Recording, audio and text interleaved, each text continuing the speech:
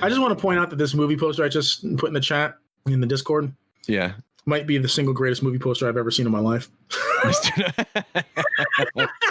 I might watch that the second I get off of this podcast tonight. The amazing Mr. No Legs. The cops want to get him. The mob wants to hit him, but no one wants to meet him face to face. Don't cross him or he'll cut you down to size. That's that's great. And you know what? Still probably better than Excalibur. Oh yeah, without a doubt. Excalibur is a classic. It's not my fault you guys don't enjoy it.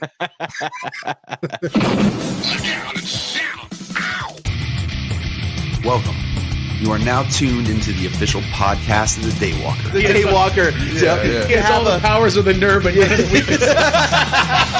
starring Jed Vargo. Shut up, Wesley. What's wrong with you, Jed?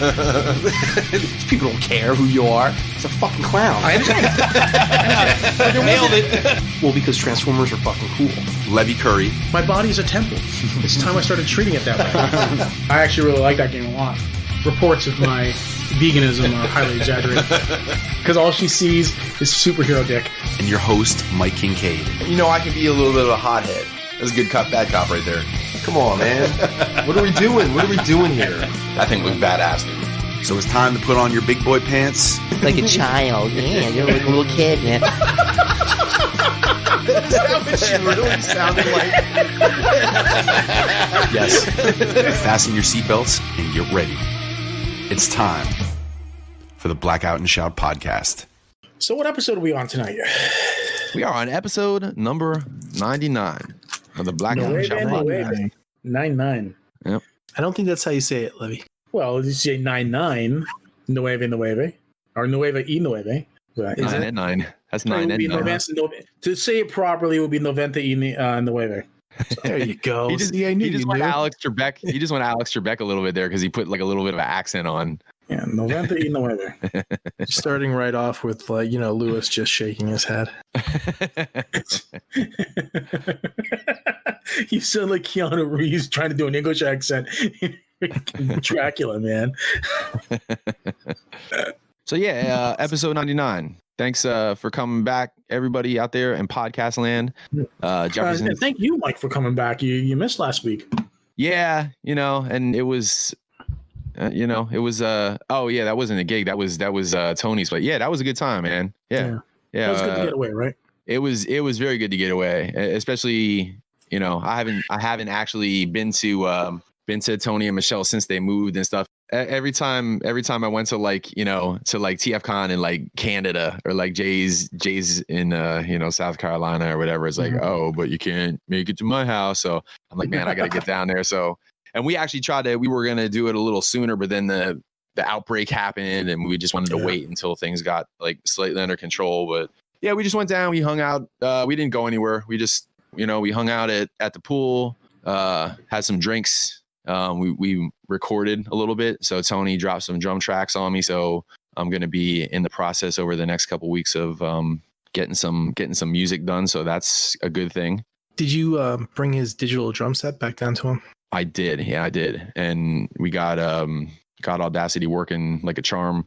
And he got a laptop after I left, and he got all that Audacity hooked up and stuff. So I'm going to walk him through the couple of little settings that had to be done to get him all set, and then it's on. Then we can kind of record every time we want. So I'm super excited about that. So before we continue any further, there's some catch up that we have to do, right? Yes. So first of all, Mike, tell us how the Nudist Colony show went. So Levy's laughing in advance. Man, it was. I'm just glad I'm in the band because I didn't have to hang out in the crowd. But let's see. You didn't go mingle and talk to the fans? No. Well, there was a few that were closed and stuff. But no, I was actually I'm trying to be careful. I wasn't really like trying to like hang out with anybody. Like after sets, in between sets, I just kind of like went and hung out by the car basically, or like with a couple of other members of the band, like behind where the stage is, which was outdoors anyway. So it was just kind of like in the parking lot. I didn't really like mingle a whole lot. Which I probably would have done even if there was no virus.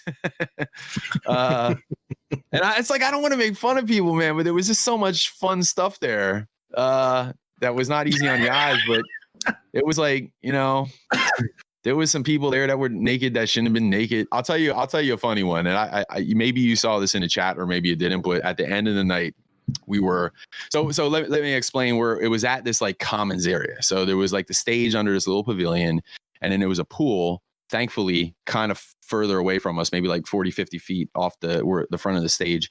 And then it was like a little bar and like a little food stand. And there was like a kind of like in a horseshoe, you know what I mean? So everybody in the whole fucking resort was hanging out there. And you know what, to be totally honest with you, there wasn't as much straight up nudity as I thought there was going to be. A lot of people were actually clothed, which made me wonder what the fuck they were doing there, because if I was intending on wearing my clothes, I don't know why I would be hanging out there, because it's not like you're going and hanging out at the Playboy Mansion. So that part of it was kind of weird. But so we played the show, and then after the show, like within 10 minutes of us getting done, it was like a ghost town. Everybody hadn't bounced out. So it was just basically the four guys in the band, the sound guy, Vanessa and Larry, the lead singer, his girlfriend, Lisa. And we were kind of loading the gear up, and we came walking back up the steps to grab one of the PA speakers, me and Dave, the drummer, and we look over and Vanessa and Lisa are standing there, and there was a black dude there, built like Fat Albert, and he was wearing socks and sneakers only, and he was just trying to chat it up with Vanessa and Lisa. And it was just the funniest fucking thing I ever saw, man, because he was not a small dude. He was a large dude, and he just straight up had a pair of sneakers on, and that was all he had on. And that unfortunately that image is just kind of burned in it, because you have to picture from my point of view, I saw him from behind, and then I saw the two of them like facing him, and that was like, you know, that's how my scene was cropped out. I'm not going to be able to forget that one for a while. There was a naked cowboy dude up there, which was a little strange. And then I don't know. And then it was like, he was wearing, yes, he was just wearing a hat, the cowboy hat, and then like the boots. No chaps, just boots and a hat, and that was it. It's kind of crazy though. You'd be surprised, like when you spend that long a straight of a period around naked people, how it stops like becoming a thing. Like I was seeing them, but I was like, you know, it was almost like just seeing people with their clothes on, like they were just kind of hanging out naked, and they were there, and it stopped. Like after the first set, after all the weirdness goes away, then it's just kind of like how it is. There was a super hot chick there. And she kept coming over to my side of the stage, and she was like, she was like asking me if I wanted to feel her titties or whatever. And like Vanessa was there. So I just told Vanessa to feel her titties. And so that was nice to watch. But yeah, I don't know. It's just, yeah, I'd rather just not play there, man. Like, I don't know. It's just so weird. I'm not weird with naked people. it's just weird. I mean, how is it not weird? What's up, Levy? So I'm weird with naked people. Yeah, like it's just I don't know, man. Don't get me wrong, man. I'll run around naked in my own house, but that's in my own house. Like, could you be an audience member with pants on? Yeah, right. Like that's exactly what it was like. It was like playing a show in the locker room. except like both locker rooms were mixed. And it's funny because there's one dude that's always there. He's like a friend of the bass players, and he like comes to other shows, and he always fucking asks me if I know who he is when he comes up to say hi. And I always act like I don't know him. And then I act like I do know him. And I'm like, I didn't recognize you with pants on. and he does it every fucking time he sees me. So I do it every time I see him too. But it was, it's a weird way to make money playing at and actually, you know what? We're playing there. Well, by the time you hear this will be on Monday or Tuesday. So we'll have play there again by the time you hear this, because it's Friday now. So it'll be tomorrow. We're playing there tomorrow, which I'm just fucking mortified, you know. Listen to Levy. Yeah. Levy, why don't you come be my roadie? You can be my roadie, dude. I don't think so, Tim.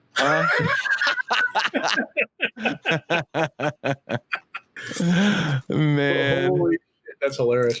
Yeah. But and it's like, and the other thing that makes it kind of uncomfortable is that like those people obviously don't care about the virus or anything that's going on, so they just don't give a fuck. You know what I mean? Like I'm actually surprised nobody's getting a Hummer like in front of the stage while the show is going on. They're just kind of, you know.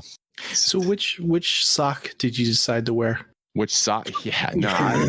You know, it's funny how many people ask me that. It's like, well, do you wear clothes? And it's like, yeah, man, I'm not. Listen, man, I want to play me. Like, dude, if I actually played them shows naked, if I had to play them naked, which I wouldn't, but if I had to, and like, you know, 20-year-old me, like when I was learning how to play guitar, like if 40-some-year-old me would have went back and be like, hey, one day you're gonna play a nudist colony naked, but you're gonna be like naked. I'd have just been shaking my fucking head at myself. It would have been like a total Back to the Future thing, because that might have stopped me from playing altogether. I'd have been like, you know, fuck this shit. I'm gonna have to find a different way to get laid besides the guitar, because you know that's just not gonna work out. It would have changed my life, man. It would have changed my life. You probably would have went with the cowboy hat, I think. No. Under no fucking circumstances. You know what? If those are my two options, it would have been like, here, you could either wear this like cowboy outfit or you could be naked. I would have just been naked. What movie poster is it where you got a pair of women's legs like right close to the camera, and the camera's looking between them, and then you see Tom Hanks and a bunch of other guys kind of like pressing up against the wall? Is it Bachelor Party? Bachelor Party? Yeah. You're confusing me too, because I know the one with the legs is the one with Dustin Hoffman when he was young. That's the Graduate, but that's with the leg coming across the screen. It looks like she's like putting on her stockings. Yeah, that's that's Bachelor Party. I just looked it up. Bachelor Party is the one where the legs are coming across in the and the donkey. Oh, okay. No, you're right. Yeah, the legs are coming across. That's the one with the donkey did all the drugs. Yeah. There's Bikini Car Wash. Does that count for anything? Bikini Car Wash has the legs. There's a lot of movie. The Kingsman has a poster like that. Yeah. No. See, I thought the woman's legs were like up close to the camera, like, but like they were. Yeah, like you're looking between them. And like you had Tom Hanks and the guys. I was just picturing you instead of Tom Hanks there with a guitar around your neck. And instead of like a woman's nice shapely legs, it's like, you know, kind of like a middle-aged heavy woman, hairy man's legs. Or that too, you know, with the big, you know, freaking sack hanging down. Yeah, if you type in movie poster legs, you'll see about like 15 to 20 different movie posters that look exactly like what you're describing. So. I was gonna ask Jed to Photoshop something like that. With you in there. or you could just come along and be my roadie tomorrow and see it in person. I appreciate the offer, I really do. But yeah, it's like naked. People would be like, "Yo, that dude over there has just been giggling for 4 hours straight." Hey, Mike, tell your friend to put his clothes on. Which one? Oh yeah. Oh, you. Yeah, right. Can you... I show up, I'm naked, like, where the party at? Yeah, but I'll tell you what though. Like I said, well, before, how it kind of gets normal after you're there for an hour, but the first 10 minutes is always super uncomfortable, because you drive into the place and no matter how much you're expecting to see it, the first like old man that comes walking out with his little pip fucking hanging out, you can't help but fucking laugh your ass off. Great. So yeah, so that's how that went. Anybody doing any anti-skinny dipping? They were like jumping in the pool with their clothes on. No, what are you kidding me? Nah, no. And it's like, you know, Vanessa comes with me and shit, and that's always a struggle every time she goes with me, because like they're trying to fucking get her naked, and she actually told me she was thinking about going topless, and I'm like, under no fucking circumstances, because like, well, then I might go. What's that? Well, it would have been different if we would have been like somewhere where nobody knew us, then I wouldn't have cared if she did it. But like, I'm like, no, because like if my band members see you topless, I'm gonna have to see all their old ladies topless. It's like a trade off, and that's not happening. Put your and if I go, back. I mean, you all have to see me topless too. I have to see you yeah. And it's just, oh shit! I can see Levy getting out of the car completely dressed, and it's like I turn my head for 1 second, and then I turn back around, and he's naked, and he's like, woo! And he's like, just goes running off. Not even into the event. I just go run off into the woods. Into the woods, yeah, right, yeah. You have like a fat watch. Yeah, right. And then I get reports, like I see reports on the internet the next day about a fucking a hairless Filipino Sasquatch roaming the woods at Sunny Rest. I don't even like, it's fucked up because you're asking me about the last gig we played there, and then I'm like, I'm playing there tomorrow. And now it's like anybody that listens to this show just thinks like that's what I do. I joined a band that plays nudist colonies. You do. You have. It's true. Yeah, but I've played I've played mostly places that were where they were fully clothed. But and you know never what? talk about them. Yeah, no. Well, you know what? I will talk about one thing, and the crowds don't know how to act. Like with this whole virus thing going on, I know we don't want to get a whole lot into it, but we did play the Steel Pub, and there was rules about, all the tables. They had tables right across the dance floor because they didn't want a dance floor because they didn't want people congregating. They had all the tables spaced out, and everybody was fine and good. But then once the drinks got flowing, everybody kind of started ignoring the fucking guidelines and shit, and everybody was up and kind of congregating around the middle, like in front of the stage, to one point where the one guy, the one bouncer came up and he asked us like, hey, can you tell everybody like they got to sit the fuck back down, which we did. And then 10 minutes later, they were right back up again. So for anybody that's reading the headlines and wondering why are bars getting shut? Well, that's why fucking bars are getting shut down again, because people don't know how to act, We can't have you're like the Blues Brothers and you're playing behind chicken wire and there's just like fences like quartering them off. Yeah, we play two kinds of music, country and Western. Nah. Yeah, that's I don't know, man. It's weird times out there right now. I kind of think we're gonna have a very, I guess they can't do anything about tomorrow because it's on private property and we're playing we're playing like a party, pretty much like an outdoor party. So it's not like it's a bar that they get shut down, but I think I wouldn't doubt if tomorrow is the last show for the year. I wouldn't doubt it. We have other ones scheduled, but I think one by one as we get close. We were supposed to be playing tonight. Actually, I'm here because I totally forgot we had the podcast tonight up until last night, and I was like, "Holy shit, man!" And then the show got canceled. So, but we were supposed to play the main gate tonight, and the order came down earlier this week that Wolf was shutting everything back down. So. Yeah. So I don't know. You know what? It's fine. I got a lot to do. I got, with Tony's recordings and stuff like that. I'm getting actually to the point in my musical career, if that's even what you want to call it, where like recording and making music videos and doing what I want to do is actually kind of outweighing my need to play live in front of people outside of the couple of shows that Angel Down does a couple of times, once or twice a year. So it's not even really kind of bothering me. I'm all right with it. I got plenty of other things I gotta do. So, but the open, it's open, Levy, up until I leave tomorrow, which is going to be probably around like 7:00. You are free to come with us and get naked if that's what you got to do. Yo, Levy, get one of those templates, put it on your ass, and just spray Nair on it, and just have like this big Autobot symbol there. Yeah. You should wear, like how sometimes I do the naked pics on Facebook and I put that giant black box like hanging down to the floor. You should get like a piece of cardboard and just cut it out like one of those and spray paint it black and have that attached to your dick and just walk around like that, Go, yeah, man, look at him. That's Filipino heat right there. He wants to connect with you. The offer's tempting, but yeah, it's gonna be a no for me, dog. Yeah. I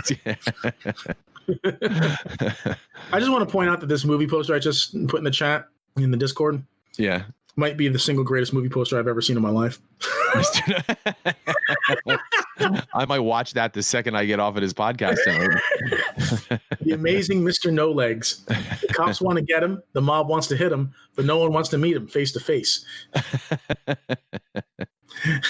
Don't cross him or he'll cut you down to size. That's that's great. And you know what? Still probably better than Excalibur. Oh yeah, without a doubt. Excalibur is a classic. It's not my fault you guys don't enjoy it. No, it's the people that made the movie's fault that we didn't enjoy it. Sure, that's a fact. So enough about my nudie resort shows. So, how are you guys doing? We got to clean up the other thing too, Levy. You have to tell the woodshop story. Oh yeah. Here we go. Story. I almost forgot about that.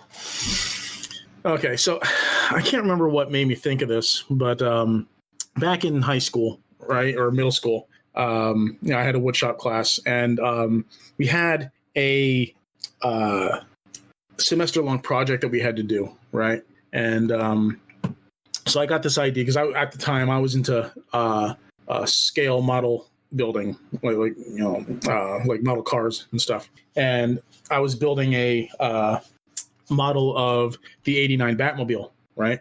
And I was doing some real meticulous work. And I was painting it and painting all the chrome parts and everything, and all the little controls inside the cockpit and everything. So I wanted to make a display base for this. And my idea was I was going to, put it together. I was going to have a backboard to it. I was going to have little indents in it where the wheels were supposed to go. And I was going to have a bat signal or a bat symbol painted on the back, right? It was going to be like raised up from the surface of the wood. It was like going to be like balsa wood. I was thinking of like cutting it out of, and gluing it and then painting it and stuff. And, you know what they say about the best laid plans of mice and men, because all I ended up doing was just talking with a couple of guys at the one table all semester. And by the end of the semester, all I had was 2 pieces of wood glued perpendicular to each other. That was it. L for Levy. Like glued together, and that was it. There was no indent. Wait, and how long did you have to work on this? An entire marking period. Not even one class, like an entire marking period. This is the marking period project, right? Yeah. So there was no bat symbol, there was no indents, there was nothing. I was going to make a little nameplate. No nameplate. It was just 2 pieces of wood stuck together in an L shape. And I turned it in. And I got a B. Wow. What did you tell him? What would you sell it as? Like, what did you tell him it was? It was a model display base. And he just looks at me. He didn't give a shit. Apparently not. You got a B. Teaching anything in that class. All he did was he just sat over at his desk doing stuff. Wait, I gotta ask. Did anybody get lower than a B? Oh, I don't know, but it's funny because like when I went and turned it in, someone looked at me. One of my classmates looked at me and said, "What the fuck is that?" And I'm like, I look at it and I'm like, it's a model display base, and they're like, really? And I look at theirs, and there's just a cutting board. It's like they cut the wood into cubes and glued it together, and they put a beveled edge around it. I'm sure they got an A, but the fact that I got a B probably stuck in their craw.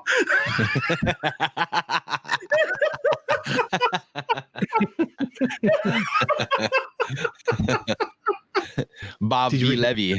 Did you bring it home and show it to your parents? Oh, I did. I had it for a long time. I don't know where it went, but I had it my entire time in high school. I know that. Levy's mom stuck it to the fridge. I never put my Batmobile on it. They're like, look at what our son did. Like, oh, we have to just put this on the shelf here near the stairs. 2 pieces of pine board. Not even like oak or nothing. It was just pine board.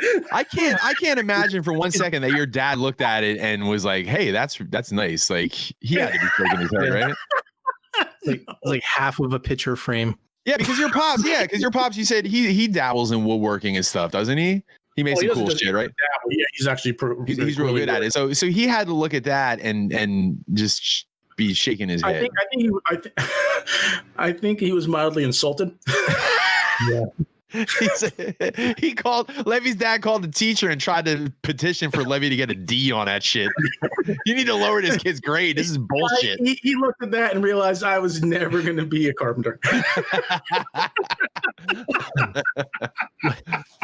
What's your dad's name again? Fred. Chuck. No, Fred Curry. Remember Fred Curry? How did you forget? That's right. Yeah. Freddie's mom was like, "Well, Fred, at least he's not doing drugs with the other boys." I almost wish he was. She was like, "Hey, Fred." That's great. I hope you still have it somewhere. Oh man, I hope I do. I don't even know where to produce it easily. Nothing's ever as good as the original. Yeah, man. I wish I knew what happened to that thing. But I did have it for a long time. And every time I looked at it, I would chuckle. Like this is the display base for X-Men Sentinel in 20 years. Or a Unicron. A Unicron, yeah, right. Yeah. Yeah, but it would need a third piece of wood to go straight up, as a stand. No. That's all it would need to balance. It's just those two pieces of wood. You just lean it against the wall.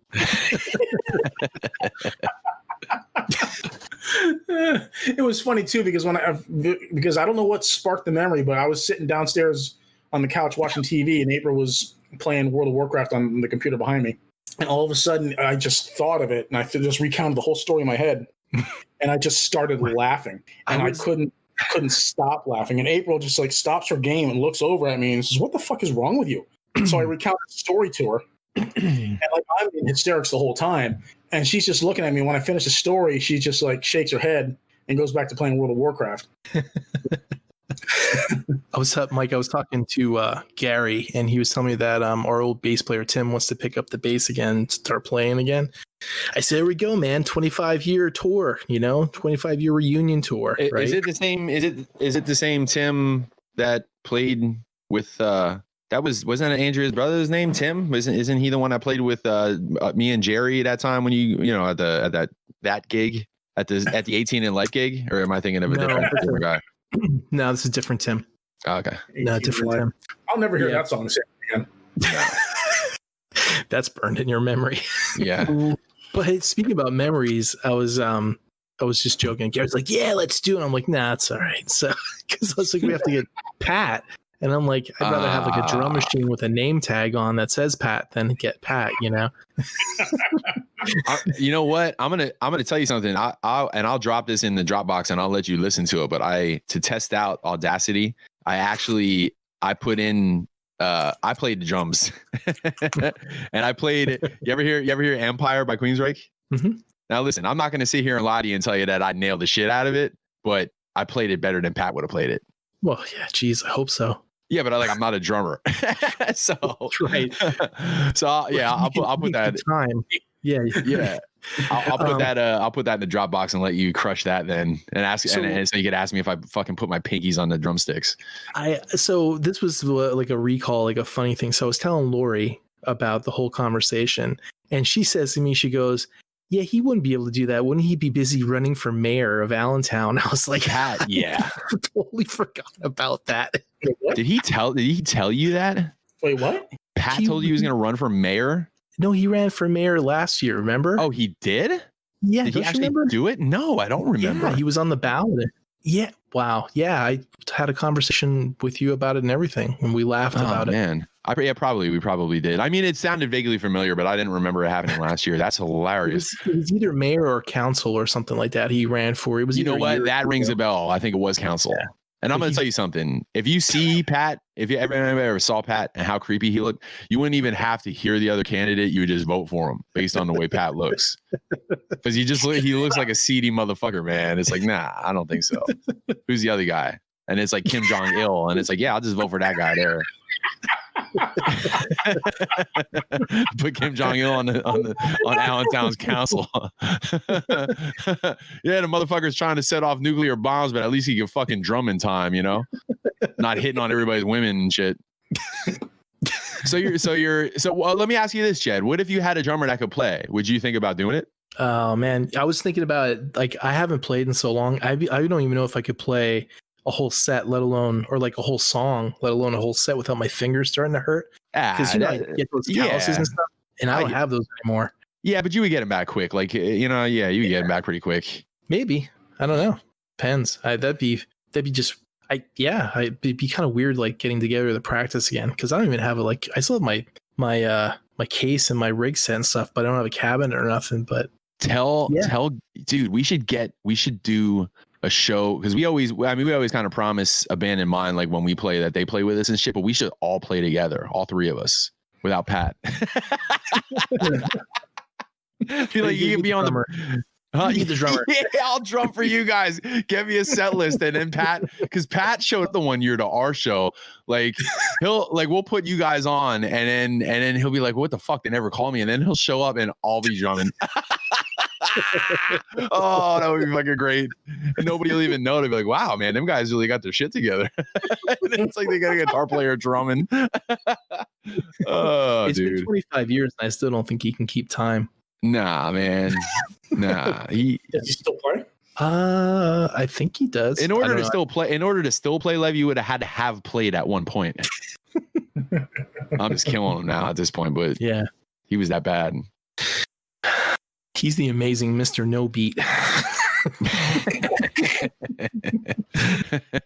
I love when he would just show up with his fucking 25-piece kit, you know, and the dude was like 6'3", and all you could see was his forehead sticking out from you know, and it's like he had all them drums and couldn't play any of them. I hope he hears this one day. I might just send it to him myself. I was gonna say, just post the episode on his wall. Yeah. Yeah. Guys are fucking assholes. Yeah, but we're assholes in time, pal. All right, let's move along. Yeah.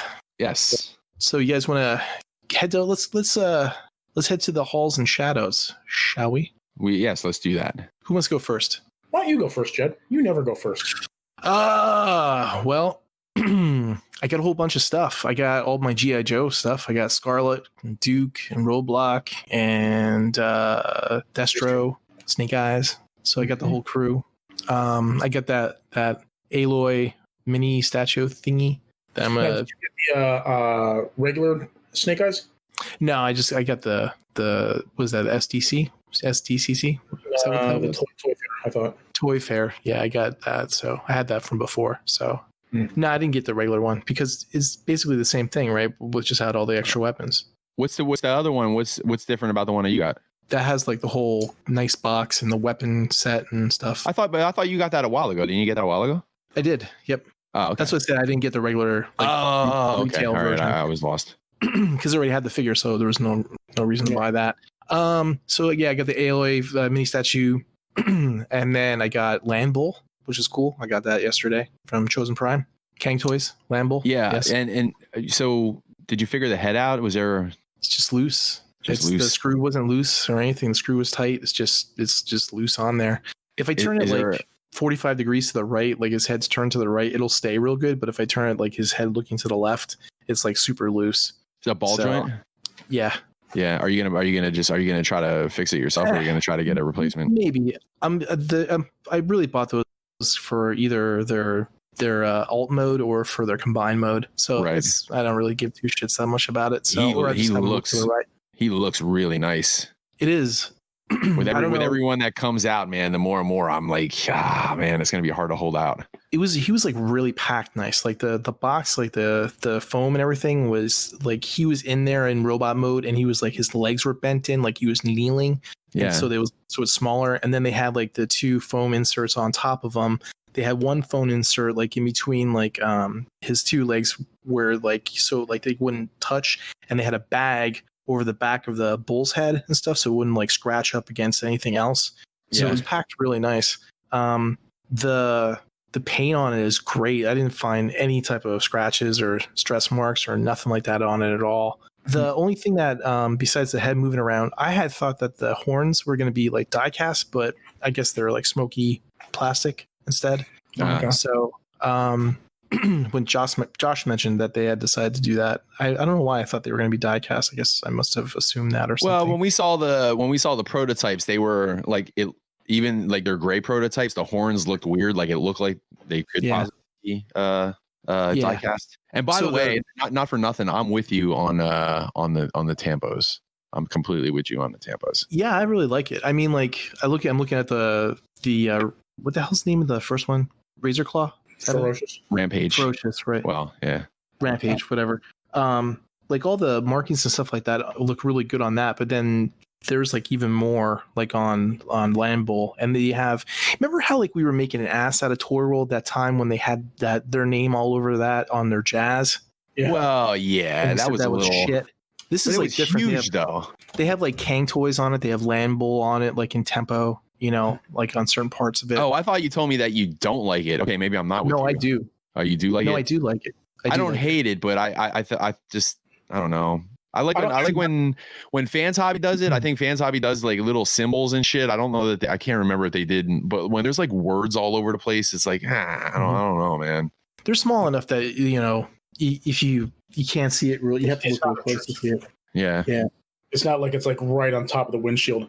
Right. Well, that's what was annoying about the Toy World one. It was like, Jesus, dude, look, it's like an advertisement. Like, get the hell out of here with that. Like with the page one, if you look like real close, it's like it's not legible letters or anything, but like on the land bowl, you can definitely make out the words.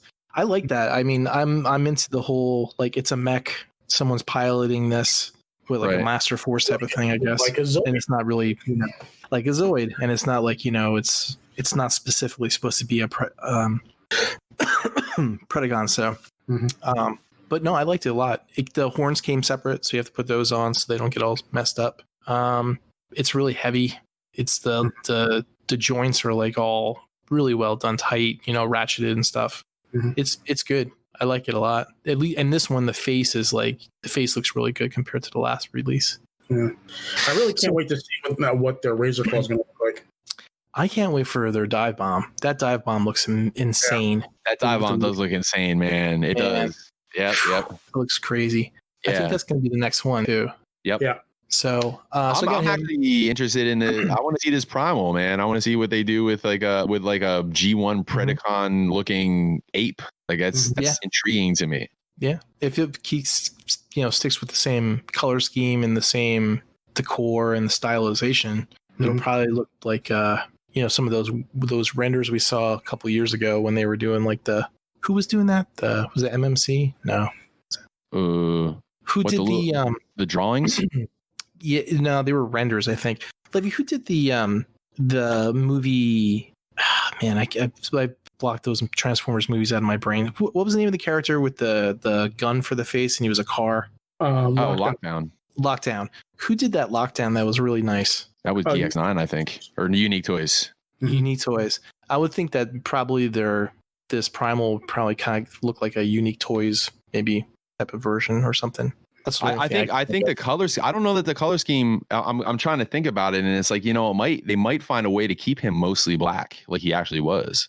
Oh, so like the mid torso would be like kind of black. If he was gonna, like the torso and like the thighs and shit might actually be. I mean, I don't know. I'm just taking a stab in the dark. But if they're trying to stick to something closer to what the actual Primal was, maybe they might keep him black. And look at us talking about Primal on the #1 Beast Wars podcast. And that hasn't been confirmed yet, so we don't even know if they're doing that or not. But if they do, but that one thing that you sent over had like a silhouette and everything, like the little or the pictures. Yeah, the Toy World pictures. But I feel like I saw like some piece of artwork somewhere. Don't quote me, but I thought I saw like it was like a Predaking in the background, and then they had like the 6 animals in the front of it, and the ape was definitely there. Oh, I don't remember that. I just remember the chibi art that they did of it. That was like all colorful. So. Yeah, I really like these releases, this line, this whole Kang Toys design and stuff. They're solid. I haven't found anything wrong with them yet. So I got a bunch of Marvel Legends. I got the retro Wolverine. I got Vulture, Shang-Chi, and I also got a Star Wars probe droid. So down the slippery slope we slide. The retro Wolverine, you mean the first one from the first vintage Marvel Legends, or do you mean the one from the X-Men series when he's in his Madripoor costume? The one from, I guess it was a re-release of it or something. It was the brown suit Wolverine in the retro packaging. So that's from the first vintage wave then. Okay. Yeah. I got a vintage Punisher a couple weeks ago, and I was like, I don't have that Wolverine in the brown suit. I got to get one of those. So you should pick up a can of Beams Claws. Yeah, maybe one day. I don't know. They're $13 for a set of 6. So yeah, they're stainless steel. So maybe. Anyway, so I'm gonna do my whole like probe droid, Luke Skywalker, Darth Vader, Han Solo, Chewbacca, Star Wars thing, and then I'm done. That's it. No more. Nothing else. No land speeders, no AT-ATs, no Death Stars, nothing. And so that's not even the next HasLab project is a 2-scale Death Star. 1-to-1. No, just to scale to the 6-inch line. No, it'd probably still be the size of the United States. No, I'm done with the Star Wars then. Oh wait, I'm sorry. I pre-ordered the crew from Rebels, so I got all those guys too coming. That's it. But that's kind of like, that's off the main line. That was like a one shot thing from the cartoon. So, and I want to give a shout out to the rat snake that scared the shit out of my wife and tried to attack her the other day. That was awesome. So I'm in here like working, doing stuff, and I hear her like scream. Like, and it's not like one of those like, where it's a scream where you're like, all right, I'll just get up and go see what this is all about. This was like a scream, like, oh my God, help me, I'm dying. Or, one of the kids got hit by a car type of scream. So, so like I'm running out and she's like, there's a snake. So here she went to like water one of the plants out front of the porch. And she watered the one pot and this big rat snake jumped out and tried to get her. It was about I chased it off the porch and around the back to the woods. It was probably about maybe a good 2.5 feet long. It was awesome. Wow. You chasing a snake is it's a funny mental image for some reason. With the it's just like, what is that? Yeah, like what does that chase look like? Not really a chase. It was more like a, hey man, you really shouldn't be here. So can you kind of move along? So I'd tap him every now and then, get him, moving. And then every now and then he'd stop and turn around and like do the whole arch thing where he's going to strike me. Right. And I was like, all right, we'll wait a little bit. So I thought it was a gardener snake at first. And then I looked it up and it was a rat snake. So I'm not one up on snakes. Snake is and a copperhead. And then all the other snakes kind of look like gardener snakes. So that's it. Shout out to all our new listeners. Shout out Mike and Cade for making it back to the podcast this week. Yeah, I'm glad to be back. And that's it. How about you, Levy? Oh man. Let's see here. First, let me give a shout out to Brandon and the Chosen Prime. I had an issue, and he really bent over backwards for me, helped me out. So full disclosure, we're not sponsored by Chosen Prime. I just wanted to put that out there, But but seriously, though, he really helped me out. He really came through for me. So shout out to him and the Chosen Prime. So we couldn't be sponsored. He'd lose so much money if he gave you guys a deal. Could you imagine all the money he would lose off of Mike and you combined? Oh my God. But yeah, no, like I said, he really helped me out. So thank you, Brandon. I appreciate it. Awesome. Let's see here. What else? I got my I finally got my Grey Hulk, my Marvel Legends Grey Hulk. I was happy to get that. Storm Collectibles, Lobo, and Doomsday came in. I got my Destro from BBTS because he was sold out from Hasbro Pulse at the time. And then the last couple days like yesterday I got Scarlet, and today I got Duke, and tomorrow Roadblock will be here. I don't know why they ended up coming up a day apart, but that's how mine were too. They all came separate. Did you get the apology email from Hasbro Pulse? No, what apology email? It basically said, sorry for, taking so much time to ship this stuff, and other vendors get it before us, but we're trying our best. Thanks for your support and all that stuff. I just find it strange that they're the people who make the fucking figure. How the fuck are they late with it? I don't know. It's like, really, it comes down to you shipping it out to other companies first before you're distributing it yourselves. But it really bother me, but I just find that funny. They're making the distributors happy, first, I guess. I don't know. We're sorry it was late. You make the damn thing. But yeah. I got my Amazing Yamaguchi Wonder Woman. I don't know if that was that. Did I get that last time? I don't remember. I don't think so. Yeah, I got my Amazing Yamaguchi Wonder Woman. That's a pretty awesome figure. She's got a really long neck though, for some reason. Don't all Amazing Yamaguchis like kind of have like something a little bit longer with them? Well, a lot of them do tend to have longer necks because like they have a lot of them have a hinge joint where the neck actually folds out really. It folds down like really far, jutting out from the top of the chest, to get that like really dynamic posing.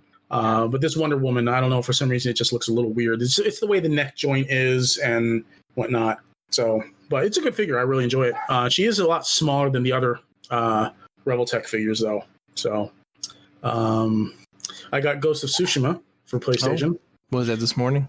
Well, I played a little bit of it last night. It was it unlocked at 12 o'clock. I had pre-installed it. So it unlocked at 12 o'clock, so I played for about an hour and went to bed. So I'll probably play a little bit more tonight after. How was it? Was it everything you hoped it would be? Well, I didn't get too far into it, but it was a lot of fun. I basically got through the beginning linear section of the game, and now the open world, or the world's been opened up for me, so I can pretty much go and do what I want now. So, did you check out that feature they have where I think it is? Was it turn everything black and white? Kind of turns it like mode? Yeah, is that what it is? I didn't turn that on. Is when you go to start the game, it asks you if you want to turn on Kurosawa mode, and I wanted to play through it normally first, and then I'll probably do a second playthrough on a harder difficulty in Kurosawa mode. But I am playing with Japanese language, so there you go. Good man.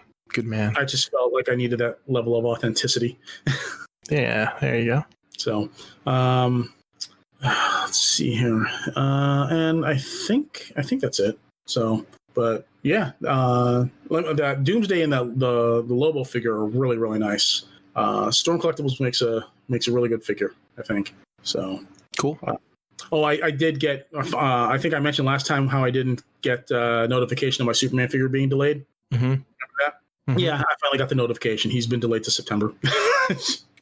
So I'm disappointed. I was really, really hoping that I'd get the Batman and the Superman at the same time, but Mayfex never fails. They always delay their figures by a month or two. So, did you order your what the hell's that show called? Cells at Work. Cells at Work. Oh, the White Blood Cell. Yeah, I pre-ordered. Of course, I did. I also did. I also started watching that anime called My Hero Academia, and I ended up pre-ordering the Amazing Yamaguchi Rebel Tech Midoriya and All Might figures that they have coming out later this summer. So cool. So it's good, huh? It's worth watching. Oh, I enjoy it. I enjoy it a lot. It's basically a Japanese superhero show. It's like a superhero story told through the lens of Japanese anime. So like, there's a school, there's they're teenagers, they have teenage problems. There's the adult mentor and everything. You'd say it's a school for gifted youngsters. Yeah, kind of. But it's good. You should give it a watch. So, did you watch that clip that I sent you about the time I got reincarnated as a slime? The clip? No, I didn't. I was telling you, I think you'd like that, but I don't know. Oh, no, I have no doubt. I didn't realize it was a clip. I thought it was just like a image of the anime. A 2-second video. No, I just saw the picture of pointing to YouTube. Right? Jesus. But you've talked about it before. I know. I just sent you like 2-minute clip. I thought you'd enjoy it, but apparently you didn't even take the time to watch it. I see how I rate. I'm sorry, Jed. It's no Excalibur. I understand. I guess I'll start with my hauls first of all. Now it's been a while because I wasn't on the last show, so I'm not sure if I had these the last time I was on or not. But the Junkions, I got the 2 newer KFC Junkions. I got a couple. Actually, I got 4 things, and 3 out of the 4 things were actually G1, actual G1 toys. The first, actually, the 2 came together. Countdown, the Micromaster base Countdown. And that was nice, man. That was in really nice shape and unused sticker sheet. It was basically cool. It just looked like they popped it open, looked at it, and like slid it right back into the box. I think out of all the Micromasters, I think that one's my favorite. That set. It is a cool little set, man. It had me laughing when, like, because I put the picture in the Hardcore Collectors and Nate saw it and he was like, "Ooh, look at those stickers!" And I'm like, "Get the fuck away from me!" I just pictured Nate like just tearing through all my G1 boxes and like finding all, because I have a bunch that have like unused sticker sheets and it's like, ooh, No, I'd have to throw him out of here. Yeah, I got that. I got the Astro Squad, which was it was like a Micromaster combiner, a little combiner set. It had like 6 little vehicles that combined into 3 not quite as little vehicles. So Autobot Johnson. Autobot Johnson, yeah. So I got that on, and that was a sealed one, so that was a really nice piece. And then I found, I don't know if you guys remember the Pretenders, like the classic Pretenders. I think it was Starscream, Grimlock, Jazz, and Bumblebee. Mm-hmm. And then following that, they put the inside robots out on their own, and they called them the Legends. So I got the Bumblebee Legends, and that was on the card. Weren't the Legends just repackaged versions of the Pretenders? Yeah, you weren't here for the last 15 seconds, were you? No. Yeah, but yeah, that's exactly what they were. Yeah. Okay. So and you know what? And I find it weird because I had all those before. I had the four Pretenders, and I had the four Legends. That for some reason I sold them off, and I never sold the rest of my Pretenders collection. Like I have all that stuff. Those were the only ones I sold, and I don't know why I did that. So I'm actually like in the process of trying to get all those back now. So that was step one. So I got that. So that's cool.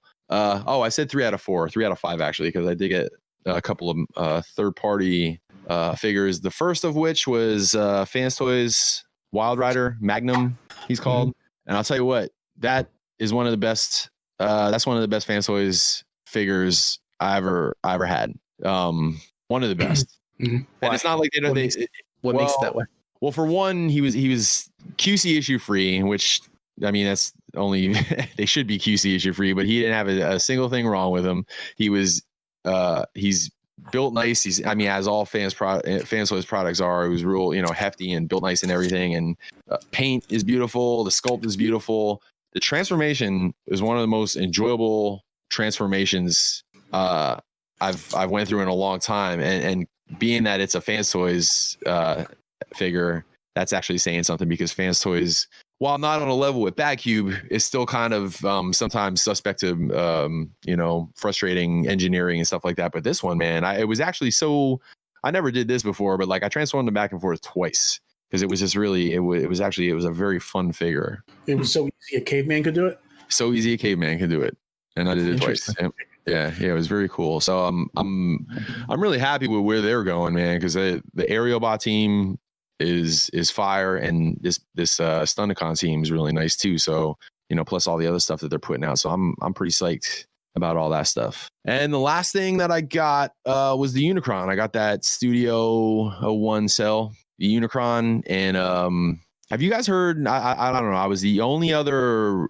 I watched 2 reviews. One Tim K's review. He's our boy from Germany. Tim, you probably met him at a TFcon, the TFcon in Chicago last time, but he did a review on him and we chatted about it a little bit. And I watched Bobby's review, and Bobby, I guess, hated it, but he said it was. He said it was the most frustrating transformation he's had to deal with in 6 years. Now, I'm not going to tell you that it was a fun transformation, but I will tell you that it was.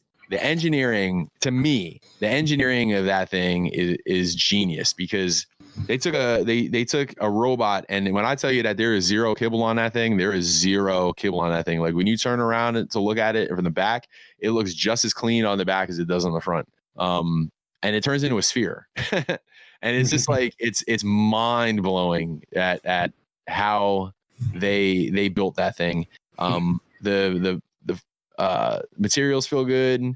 The ratchets are all nice in all the right places. Like it's very articulated. Outside of it doesn't have the greatest ankle rocker, but for a robot that big and for something that's basically planet sized, I'm not really like too worked up about that. But the only thing that I can say about the transformation being a little frustrating is that the complexity of getting that robot turned into a sphere was so you had to have everything oriented just right. Like, when you're transforming, sometimes if you have the waist like off just by a degree or two, you know what I mean? Or a hip is twisted or something, and then you try to get it into car mode or try to get it into plane mode or whatever. You have to like this thing was really touchy when it came to that shit. You had to have everything oriented just right, or else you were going to have a really hard time, tabbing everything in at the end. And there was a couple little clips that were a little bit on the frustrating side to actually get tabbed in, and they were even more worrisome getting them untabbed. Like if I was borrowing it from somebody, I would have been really reluctant to do it, but since it was mine, I was like, fuck it, I'm just going to do it. But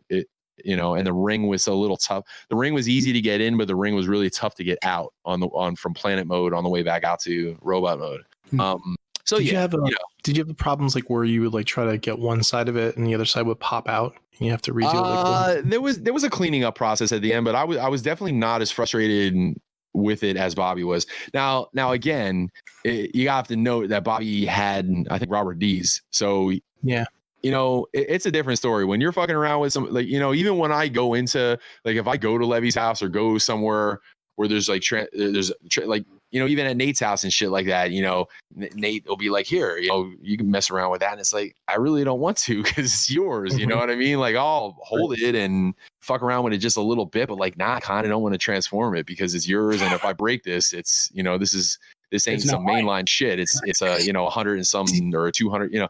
So I could definitely see where he had trouble with it because it wasn't his and he was really scared to like fuck with it. Do we know anyone where you like kind of say, hey, or, you know, you want to take a look at it and they just like, they manhandle and they go, rah, rah, rah, rah, and they go, oh yeah, it's kind of cool. And they do that to you. No, only because the majority of people that are in that room that are looking at that shit is like people that know, you know what I mean? People that know what they're looking at. So it's kind of, you know, even like Brother Kyle was over last night. And you know, I showed it to him or whatever, and I handed it over to him. And Gort stopped by too, last weekend? And, you know, I did the same thing. I handed it to him or whatever. And he kind of like, he looked at it and he just messed with it a little bit just to see some of the parts and shit, but he really didn't want to like mess with it too much, you know? But I think both of them are going to end up buying it. I like when people come to my house and then they go home broker because they had like pre-ordered something. So that was my haul. So that's actually kind of a decent sized haul because I haven't really been getting a whole lot lately. When it comes to Transformers, because it's you know, slowing down a little bit, but so that's that. My shout outs. So first of all, I'm gonna do this early because it's actually closer to this podcast and it will be the 100th, but Vanessa's birthday is coming up on the 22nd. So happy birthday to Vanessa. Happy birthday, Vanessa. Yeah, happy birthday, fucking Vanessa. Shout out to Vanessa, man. I'm glad I ended up with that girl. That's a good girl. And speaking of Vanessa, before I go on to my other shout out, a plug. So we did a new video on my channel, which I thought was pretty funny. And I can't believe she goes along with it. But the robot that she told you not to worry about. So if you are listening to this and you haven't been to my channel, just go to the Michael Kincaid channel on YouTube and check that out. It's just a little short one. And also shout out to the Chosen Prime as well. I actually the Reflector Files is now sponsored by the Chosen Prime. Oh, so yeah, so that's kind of cool, man. So you know, and I'm not really doing anything more than I already was doing, but you know, I probably brought him some business because we actually talked about it on the last podcast that I was on. I think I said to you, Jed, that, you know, I was saying, man, through that Reflector Files page, I'm amazed at how many people don't know what these things are that I'm posting. Like, they know what the characters are, but it's like, oh, what's that and where did you get it, you know? And I just been basically, you know, telling them, well, I get it, you know, 95% of my stuff I get it at TCP, and I always link them, you know. And then and I talked to Jason a couple of weeks ago, and after I talked to Brandon and he you know, said he was going to sponsor the page, Jason said that he had been seeing what I was doing and he kept taking screenshots of all of it and sending it off to Brandon. So Jay probably helped that along a little bit, you know, showing him that I was kind of helping him out and stuff. So yeah, so that worked out, man. So now I got a little sponsor deal with those guys, so that's very cool. Shout out to to Gort stopped by and actually picked up, so he got me that laptop for Vanessa a while ago, and I told him that I was gonna pay for a wood burning. So Vanessa did the wood burning of the Generation 2 cover, number 1 with Optimus Prime with all the bullets hanging out of his head. I don't know if did you guys see that? You saw that, right? I don't remember that one.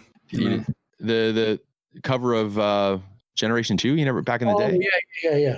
Yeah. So Gort actually got the Shockwave one off of her a while ago, a year or two ago, whenever that show was, and so he wanted another one and he wanted that one, so that was the trade off. So he gave me the laptop, which I gifted to Vanessa, and then I paid for Gort's plaque, and man, it came out good. She did a really good job on it, so he came by to pick that up. So I'm looking forward to seeing that display because he said he was going to put a Shockwave and a G2 Prime up with the 2 plaques. So And also one last shout out to a couple of friends of mine.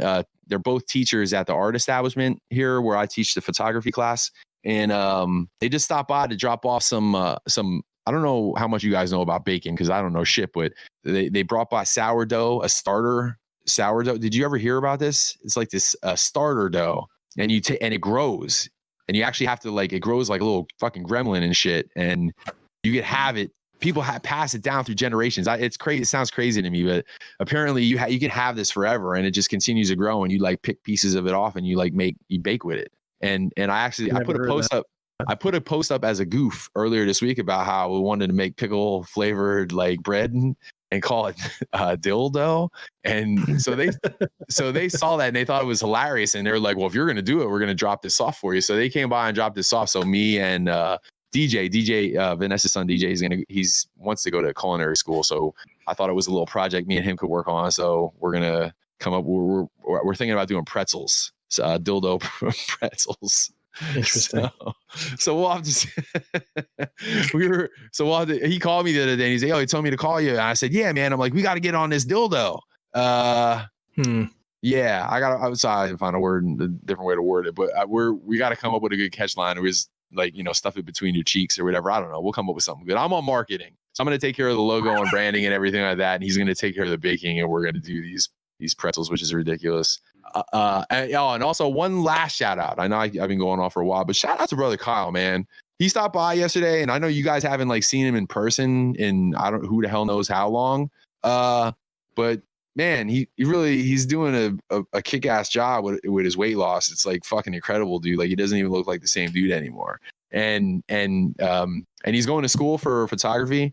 So he's kind of like my young Padawan. I told him I was so proud of that. I taught somebody something and it drove him so fucking crazy that they had to go to school for it now and get a degree. So that's fucking cool. So shout out to brother Kyle. Yeah, man. He's doing a lot of positive stuff, man. I like seeing that, So that's all I got. That's all I got for this week. Cool. You guys want to move on to the news? Yeah, let's do it. Did you hear that Grant Imahara was 49 years old? He was an American electrical engineer. He worked on Star Wars and The Matrix, and he was a television personality for MythBusters. Yeah. He died of a brain aneurysm. Oh, man. Right out of the blue, man. That was very sad. That's the worst, dude. That's these fucking sudden deaths, man. That's just at that age, dude. That's I don't want to keep fucking harping on it, but that's why you should never stay mad at people, because you don't know when shit like that's gonna fucking happen. Right. The way my life is going, I'm surprised I haven't had one yet. You don't even joke about it, man. Don't even, because then it would be like, yo, Jed Stradamus fucking called his own death, man. You have to edit the show. Yeah. We'll be digging him up, dude. When's the show going up, Jed? Did you hear that Joanna Cole? She was 75 years old. She was an American children's writer. She wrote the Magic School Bus books. Did you guys ever read those? Magic School Bus? I heard of them, but no. Yeah. Anyway, they're really well known. Sold a lot of copies. She died of idiopathic pulmonary fibrosis. So I thought maybe one of you guys might have read it when you were a kid or not, but moving right along. How old was it? Because the only thing I know of is the cartoon series. She was 75 years old. No, I mean the books. How old were the books? Oh, can't remember when the first books came out. I think maybe I would say late 70s, early 80s, probably. Oh, okay. Kelly Preston died. She was 57 years old. That was sad. She was in Sky High and Jerry Maguire, twins. She died of breast cancer. Yeah, John Travolta's wife. And this is one that was actually really surprising, Mike, because I didn't even hear the news at all. But did you know that Charlie Daniels died? I did hear that. Yeah. I didn't know that. He was 83 years old. American Hall of Fame country singer-songwriter. His famous song was The Devil Went Down to Georgia, and he won a Grammy in 1980. He had some type of stroke, hemorrhagic stroke. But yeah, I didn't know that he died. So that's the only, between him and Chet Atkins, it's the only country music that I actually enjoyed listening to.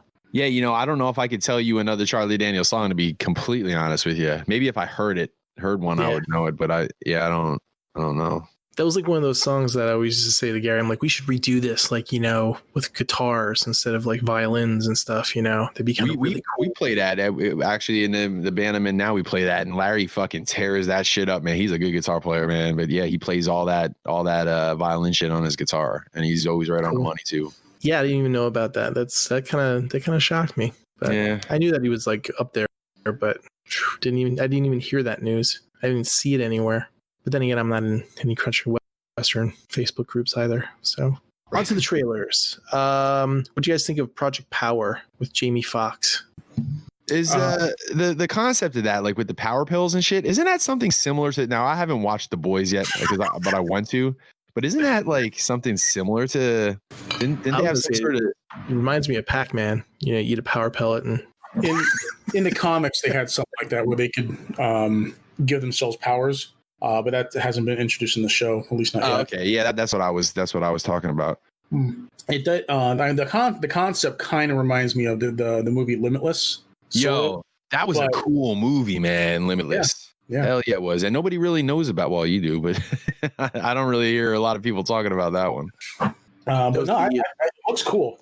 Now my question is, like, do you get a random power each time you pop a pill, or do you just like figure out what your power is when you take the pill for the first time, and then each time you take the pill you activate that power? It looked like that. It looked like you have a power, and it looked like the pill was basically like you unlocking the power. Okay. Right. To me, I don't know if that's how it's going to go, but that's what it seemed like watching that trailer. And it only lasts for like 5 minutes. Yep. So, okay. That looks interesting. I like Jamie Foxx. I think he's a great actor. Yeah. Yeah, he is a pretty actor. Yeah. I like when at the end of the trailer, when he's sitting there eating breakfast or whatever, and the waitress comes up and asks him if he needs anything. He's like, no, I'm fine. It's like, yeah, you are. That's so corny. That was the worst part of the trailer. That was the worst part. No, that was the worst part, Levy. That's adorable, Levy. Yeah, they should just cut that out. Levy would take the pill and then he would be naked. And he'd be like, oh, look, the pill gave me the power to get naked. I could have done that myself. It's called LSD. Yeah, he's like, he thought he took a power pill. It was just a roofie. Look at that guy's over there naked, humping a tree.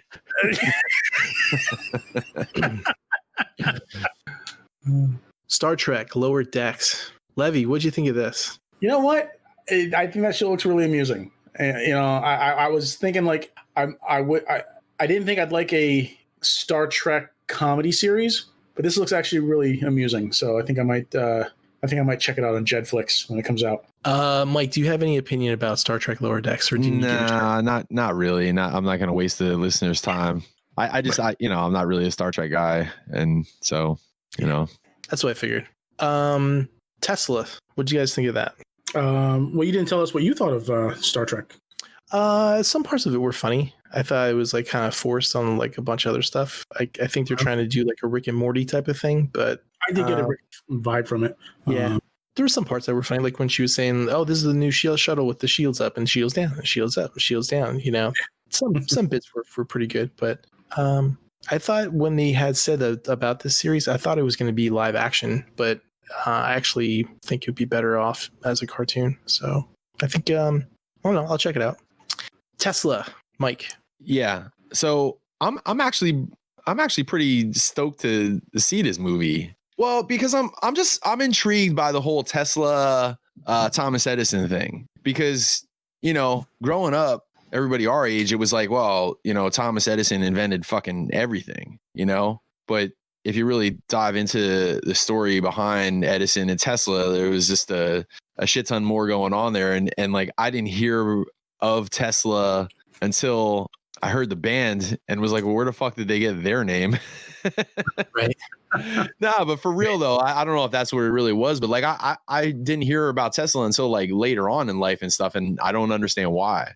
And it's just intriguing to me because that he of all the stuff that we know he did now, and it's like, why didn't we hear about any of that shit? And more, he died a pauper, if I remember correctly. And Thomas Edison got all the credit for everything, and it was like, this dude is the one that really did some amazing shit. So yeah, man. Right. He wasn't in any of the history books that I remember in school. Yeah, and I don't know, and I don't get it, you know. And the other thing that I don't get is some of the technology that he came up with was like just maybe I'm confusing legend with nonfiction or whatever, but like the electricity, like the electricity like through the fucking air or whatever. Wireless electricity. Yeah, like we would have limitless wireless electricity now if he had been allowed to put forth his ideas. But the thing is that so what? So we just don't do that now? You know what I mean? Like why? I'm actually interested in to see this because I really want to see. Like I want to dive into this, man. This is one of them kind of movies that would make me like want to read up on more of it, you know, because that shit just intrigues the living hell out of me. You know, especially in a world now like we're basically we've been destroying the planet for a long time and shit like that, and alternate power sources have been out there, and you know this dude was doing amazing shit in his time, which was way before our fucking time, you know. So it just kind of the whole thing's very intriguing. Yeah, the most I know about like Tesla is kind of like what I learned on the internet or from the Prestige. The Prestige was badass. Yeah, man. Yeah, David. But yeah, right. How about it? Yeah, he made a teleporting clone device too. Why are we using that? And it was all between the Batman and Wolverine fight too. It was like fucking, you know, David Bowie, Batman and Wolverine. It's just wild. But Tesla. So wait, what was I just gonna ask? Ah, man, I lost it. Go ahead, somebody else talk. I like the synthwave soundtrack. I thought it was a neat juxtaposition with the time period setting. I like how they're mixing like modern like stuff with the story. Like he's sitting at the bar and he pulls out a cell phone. Yeah, or she's looking at a laptop and shit. There's a lot of what's that word, Levy? Alternate history books that I've read where like they're people either they've come back in time or it's something else. Like they show like they show like Albert Einstein like a laptop and it like blows his mind and you know things like that. And I think this movie is kind of like pointing in the direction where like Tesla had like all that in his brain already and he just didn't either have the money to do it or he was, you know, somehow like robbed of being able to, you know, do any of his ideas by Edison and all the money that he had or the power that he had. Yeah. No pun intended. I hope it turns out that Tesla was like an alien. You know, one of those theories like that. You know. Yeah. And by the way, I watched the trailer and I had to look it up to see who the fuck was playing him, and it's Ethan Hawke. Yeah. And it's like, you know, I would be a terrible detective because all it took was a mustache, and I'm looking at him like, I don't know who that is, man. like imagine Jed just shows up with a mustache for the podcast one day, and it's like, dude, who the fuck are you? And get off my porch. And then I'd be like wondering where he is. Where's Jed, man? He's fucking late. Seriously though, man. Fred McMurray. Yeah, right. Yeah. Oh, could you imagine how much your wife would love you then with the long hair and a mustache? Oh my God. You would. You'd be living here. I'd look like a dirt ball. There was the what was it called? There was a movie that was out with oh man. I think Gordon Levitt was in it, and Levy, who's the guy that played Zod in Man of Steel? That guy. He was in it too. Michael Shannon. And Benedict Cumberbatch was in it. It was called The Current War. And that was supposed to have like that stuff with like Tesla. I never watched it yet, but someone told me that was like really boring and I never watched it. I'll have to turn around and watch that, see if there's something in that too. This is one of them things like where you get high and you think too much and it blows your fucking mind, because like if Tesla was actually able to do everything that he wanted to do and we were blessed with all this technology and all the stuff that he was trying to, you know, we picked up everything he was putting down. Like it's like you know, they say baseball is a game of inches and shit, you know, and you think about, man, I did this one little thing and it shot my life off like a completely different path than it could have if I would have chosen path B. Like imagine how different the planet would be, you know? Like if you smoke a doober and you start thinking about that shit, man, it'd trip you the fuck out. They used to have like those really cool. My dad would always tell me about this because he went to the one World's Fair in New York City the one year, I think in the 50s when they had it. And I wish they would still do stuff like that, where they would have like all the new innovative technology stuff, like in like where people can just go and see like displays of it and walk around, you know. Well, like, don't they already have that with like, you know, CNET shows and things like that? yeah, those are more like kind of like a convention thing, like someplace like in a hall. Like this was like outside, and you like walked around to all the different. It was like just people would randomly just, you know, walk around and see all this cool stuff that they were doing. They like, do have that jet. Brand It's new called microwave. They do have that jet. It's called the third party panel, and it happens twice a year at the TFcons. No, not this one. I know Japan has stuff like that, but I wish we had something like that in America again. That'd be kind of cool. The Stark Expo. Yeah, exactly. Stark Yeah, Expo. Speaking of Tony Stark, The Boys season 2. What'd you guys think of this trailer? They had a teaser come out a couple weeks ago, but this is like a trailer for it. Oh yeah, it looks good. I can't wait. I don't know what's going on because I haven't seen the first season, but I stumbled onto I listen at work. I listen to this Comics Explained channel, that Rob Jefferson. And that dude, by the way, his mind's like a steel trap because he like just remembers every fucking thing he reads. And he did this long breakdown of The Boys, and I found myself listening to that, and that got me intrigued. Of the series or the comics? The comics.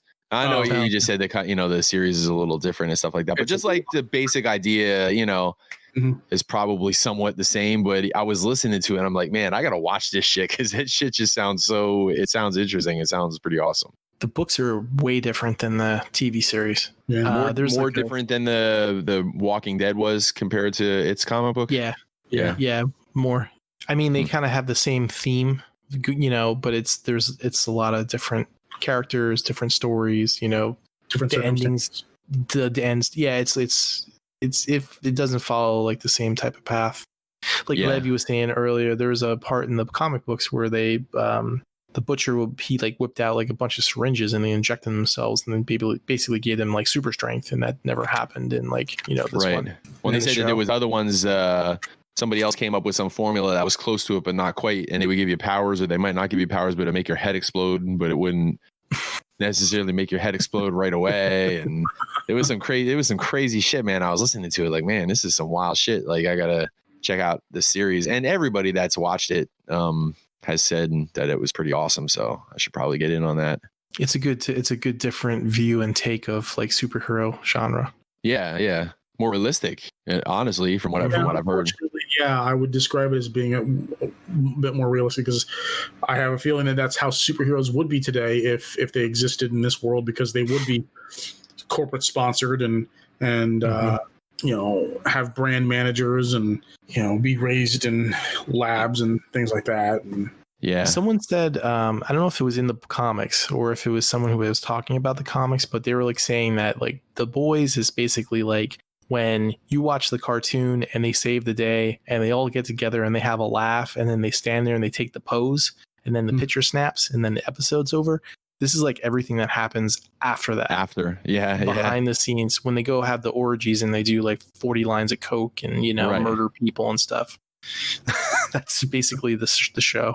Yeah, I could see it, man. Like, just hypothetically speaking, like if I had a healing factor like Deadpool or Wolverine or whatever, I would probably be a fucking nutcase, bro.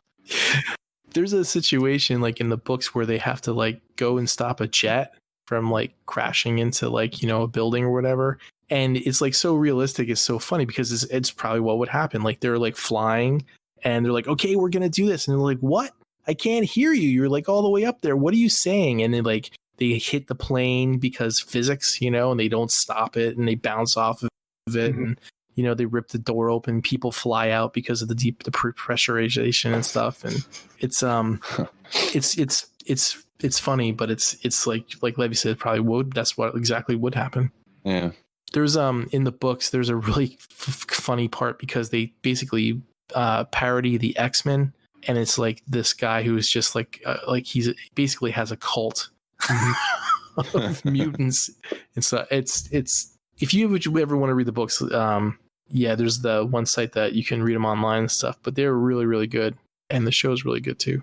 Yeah, I'll be in on that. After you're done with Voltron, I would say after check done that with Voltron, I have a few things I got to say about Voltron, but we could wait till after the trailers is over. Okay.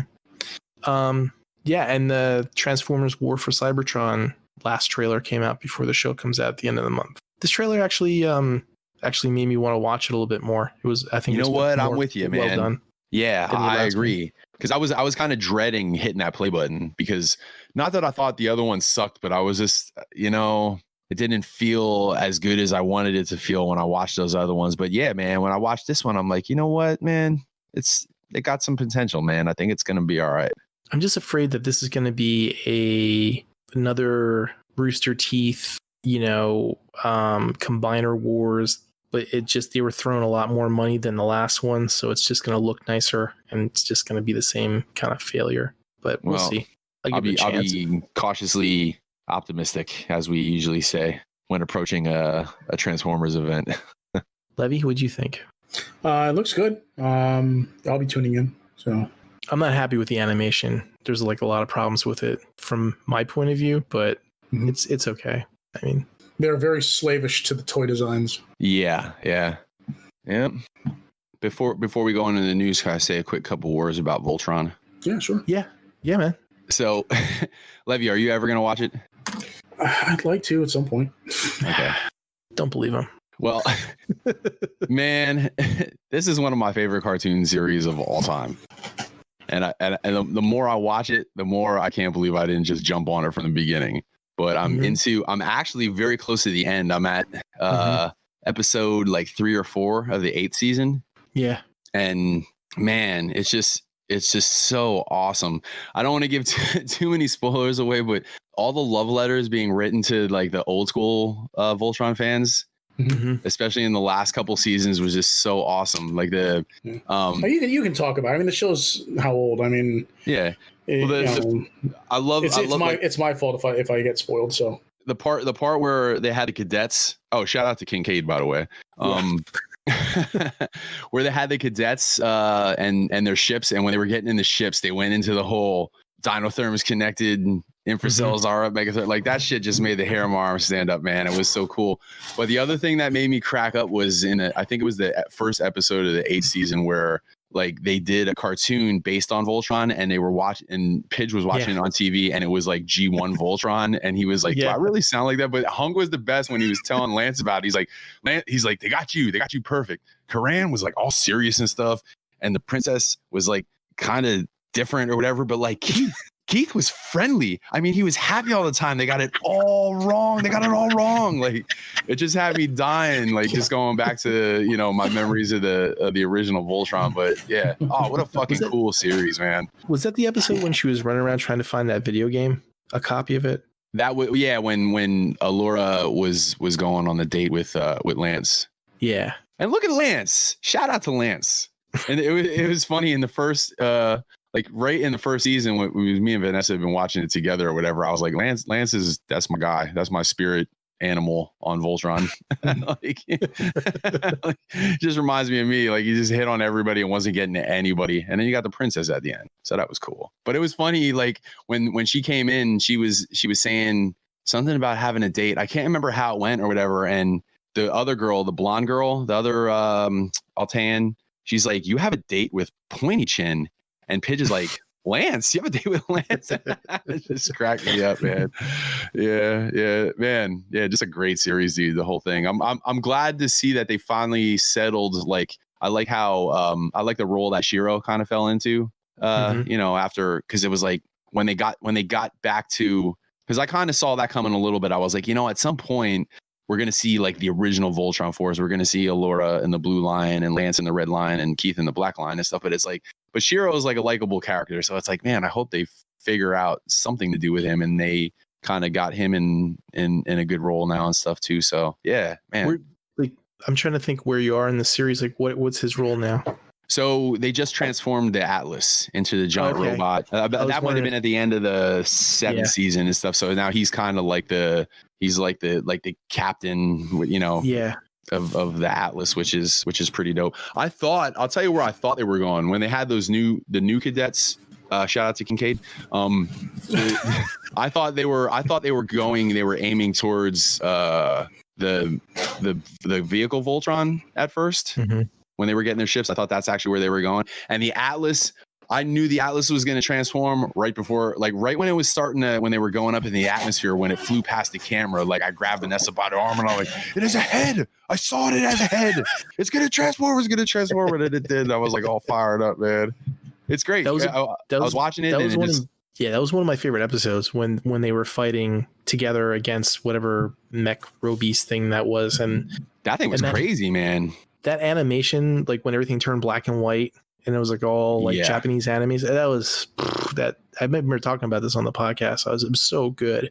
They did everything right with that series, and by everything right, they didn't beat anything into the ground. Like the Robeast, you know, the old Voltron, a Robeast was a staple. Every episode you had a Robeast. They'd fight the Robeast in lion mode, and they'd get their asses kicked. They'd form Voltron, and within 2 minutes the episode would be over because he'd form the blazing sword and it would be over. And they didn't kill the concept of the Robeast by having Robeast everywhere. Like they really sprinkled them in nicely. You know, they didn't have them everywhere. They just had one show up here and there, and they had to fight a lot of other things besides Robeast. So that's cool. Like it wasn't overplayed by the end. So I'm kind of psyched to see where it goes in the last couple episodes. I like the whole time displacement too that they did with Keith. Yeah. And was his mom with him too? I know that wolf, space wolf. That was with the wolf. Yeah. What a cool spot, man. I want one of them. Those are cool, man. I need a teleporting space wolf. Be able to do some crazy shit. Did you get to the episode where they showed like the beginning, like all the original? Oh yeah.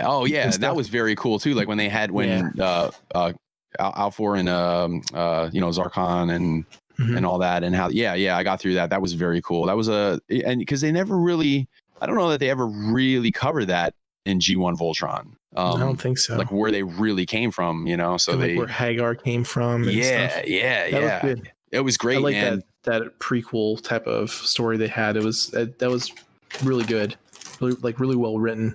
Yeah, absolutely. I agree. I liked how all the characters were written, man. Lotor was great, man. Even the ending of the whole Lotor thing and the chicks that were hanging out with him and all that. Yeah, it was all very well done. And if there's any Voltron fans out there yet that haven't seen it, like I would definitely shove you in the direction of watching it, because there's no way. If you're disappointed by that series, there's something wrong. I just don't understand. I watched the Old Guard the other night. Oh, how was that? It was all right. Yeah.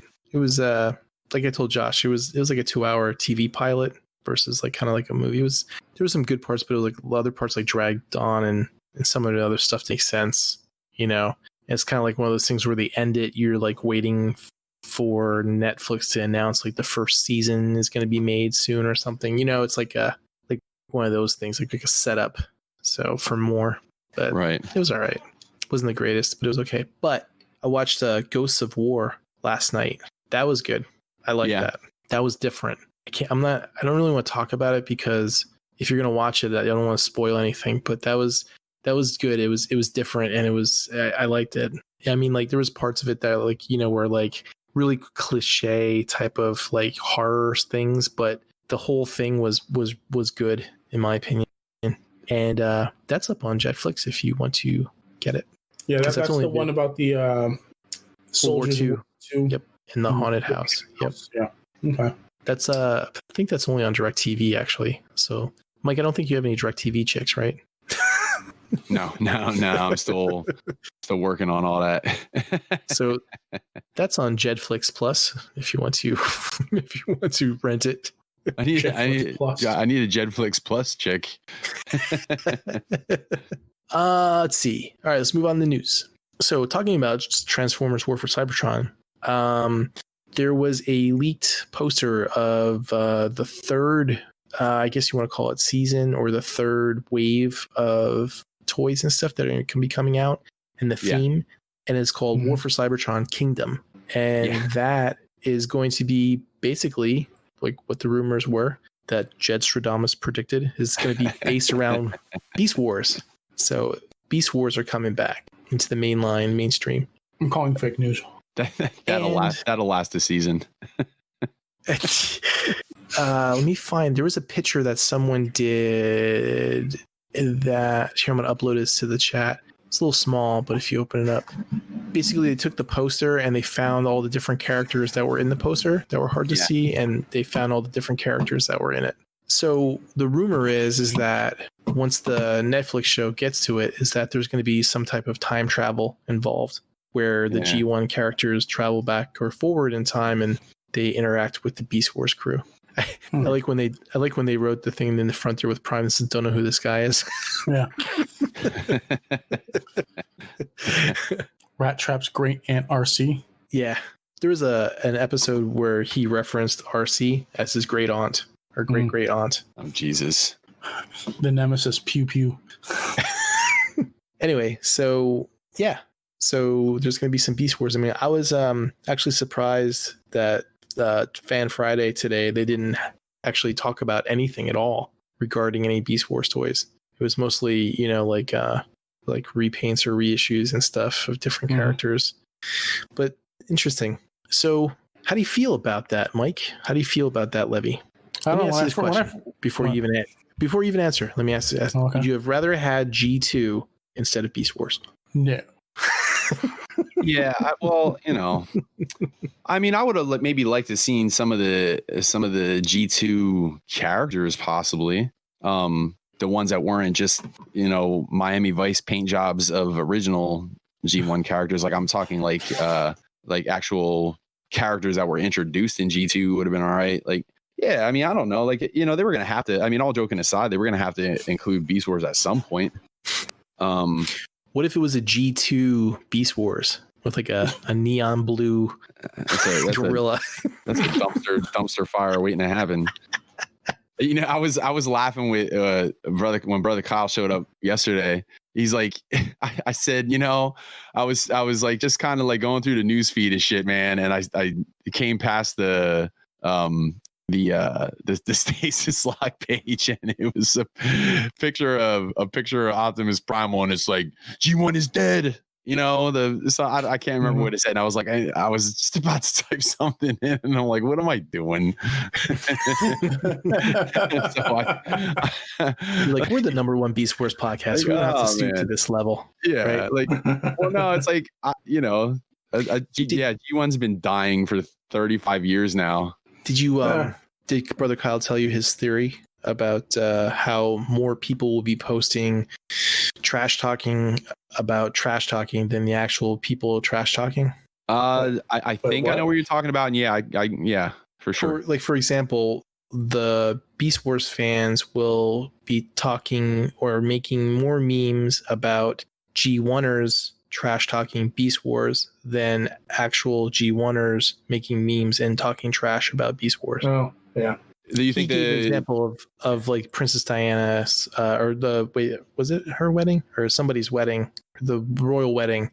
Like you would see more posts about people like talking about the royal wedding being trashed than actual seeing people trashing the royal wedding. Oh, absolutely. Yeah, well, yeah, because like because and I don't want to lump all Beast Wars fans in together by saying this, but a lot of times like the Beast Wars fans I feel a lot of times are like they have like Napoleon disease.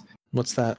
Like where like when you're like 5'2", but you're whooping everybody's ass. You're talking about whooping everybody's ass, and so like Beast Wars is like it's like the Napoleon of the Transformers world. It's like every time there's a sniff of Beast Wars and shit, it's like, oh, Beast Wars is taking over. Look out, everybody's fucking trash except for Beast Wars.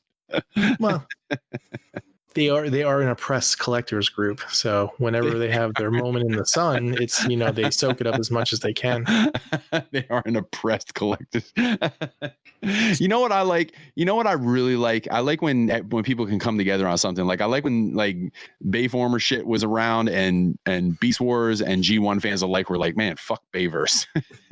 Yeah, you know. It's like the enemy of my enemy is my friend. Is my friend. Yep, that's absolutely right.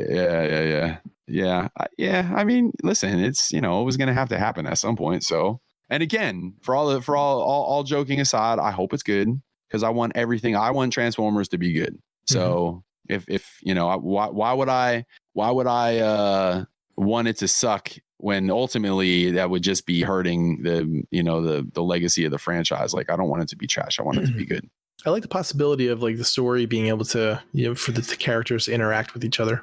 Well, yeah, That's something we haven't seen before. So, and IDW showed you that could happen. You know, Right. they had, you know, we've seen Rat Trap and, you know, Tarantulas was in there, and there was a number of other Beast Wars characters, like, you know, and they pulled it off. And I don't even, they didn't even really have to do any kind of like time travel shit. It was just like those characters were just in the universe, and it was fine. You know, I don't necessarily think it's got to be one or the other. So bring it on and let's see what goes on.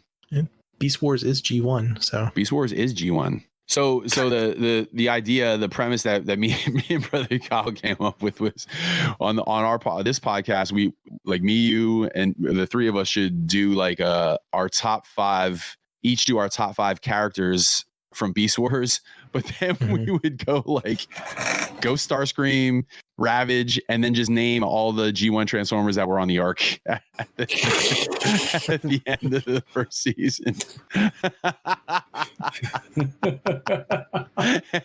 and I just pictured like Tyler, like Chappelle in the KKK bit, like at the end, like, you know, his head explode, and like Tyler would just be listening to us, and like as we're making our picks, like when we finally get to our 5th picks, like his head just explodes.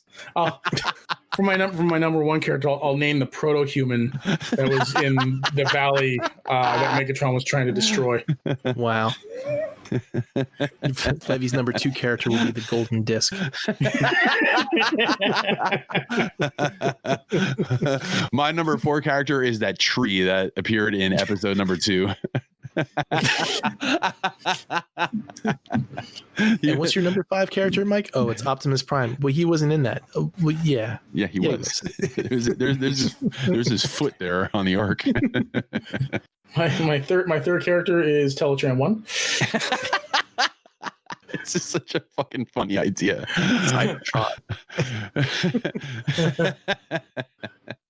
Oh man, but yeah, man, you know, whatever. I hope it's good. Yeah. In other news, TFcon Toronto and Chicago were canceled yesterday. Yeah. I know you're bummed about that, Mike. I'm sure you were assuming that would happen, but yeah, I'm bummed on 2 levels. Like, number 1, I mean, that's always my top couple of weekends of the year, like one of my favorites, just from a social standpoint. You know, I'm gonna miss hanging out with everybody. I'm just gonna miss the whole atmosphere. You know, I'm gonna miss as much as the drive sucks on the way out to Chicago. That's like 14 hours of anticipation, just waiting to get there and seeing the THC guys and the Realm of Collectors guys and everybody else and Bert, you know, and Bert, you know, and it's just a fun fucking weekend, man, you know, and it's a weekend where you're a nerd and you're free to be a fucking nerd without judgment, and because everybody else there's a fucking nerd, so it's just a great weekend. But you're judged by other nerds. Well, yeah, but and then outside of that, like from I was thinking, man, I made like a month's worth of salary last year selling shit. And that's a big deal, man. So yeah, from like a vendor's point of view, I mean, like, you think about it and like, do you really want to haul all your shit out there just to have hardly anyone show up, you know, and then go around and haul it back? And yeah, that's another that. You know, it would have been an easier pill to swallow if it would have been in DC and went down there for next to nothing, because then it's just kind of a little vacation. But yeah, there is that. That's a valid point. And also, I don't know if you noticed, but they said the next TFcon is going to be Canada next year. In July. And then the fall TFcon, which I don't know I don't know if they're just going to skip Chicago and go back to DC, since this would have been DC's year anyway coming up in 2021. But regardless, the point I'm trying to make is that there's no spring there. I guess they were just giving up on that, you know? And from their standpoint, I can understand it, because, you know, when you think about it, there's a lot of work that went into, you know, the one that they canceled in Florida, and probably this one in Canada that they moved back to, it was supposed to be August, I guess, the new date. September, you know, they probably had a lot of shit booked and a lot of things, you know, in place, and probably spent money on, you know, like, I'm sure they probably had shirts made and you know, the bags and shit and passes and all that stuff. I mean, there was probably money lost, even though it was canceled, you know, because they got to give everybody their money back, obviously. So, you know, it was probably smart of them. Next year, you're just gonna get the 2020 passes with a 1 in magic marker over top. Yeah. I remember going to an Eagles game one year, and Ricky Waters played for the Eagles, and he was number 32 like years before this. And then Michael Lewis was the current Eagle with 32. He was a safety, and some dude had a Ricky Waters jersey with duct tape across Waters and just had fucking M. Lewis written in a fucking Sharpie. Just reminded me of that. But yeah, right. How about it, man? So yeah, it's a bummer, it's a bummer that it happened, but it's for the greater good. And this is what we got to do right now. We're going to have to just, suck it up and take it for the team. Suck it up and take it, I'm just wondering if RetroCon's going to be canceled too, if they're going to go that way. I would imagine. I talked to, remember when you went to Hershey and I told you to look out for my boy, Mike Blatherwick, the one dealer.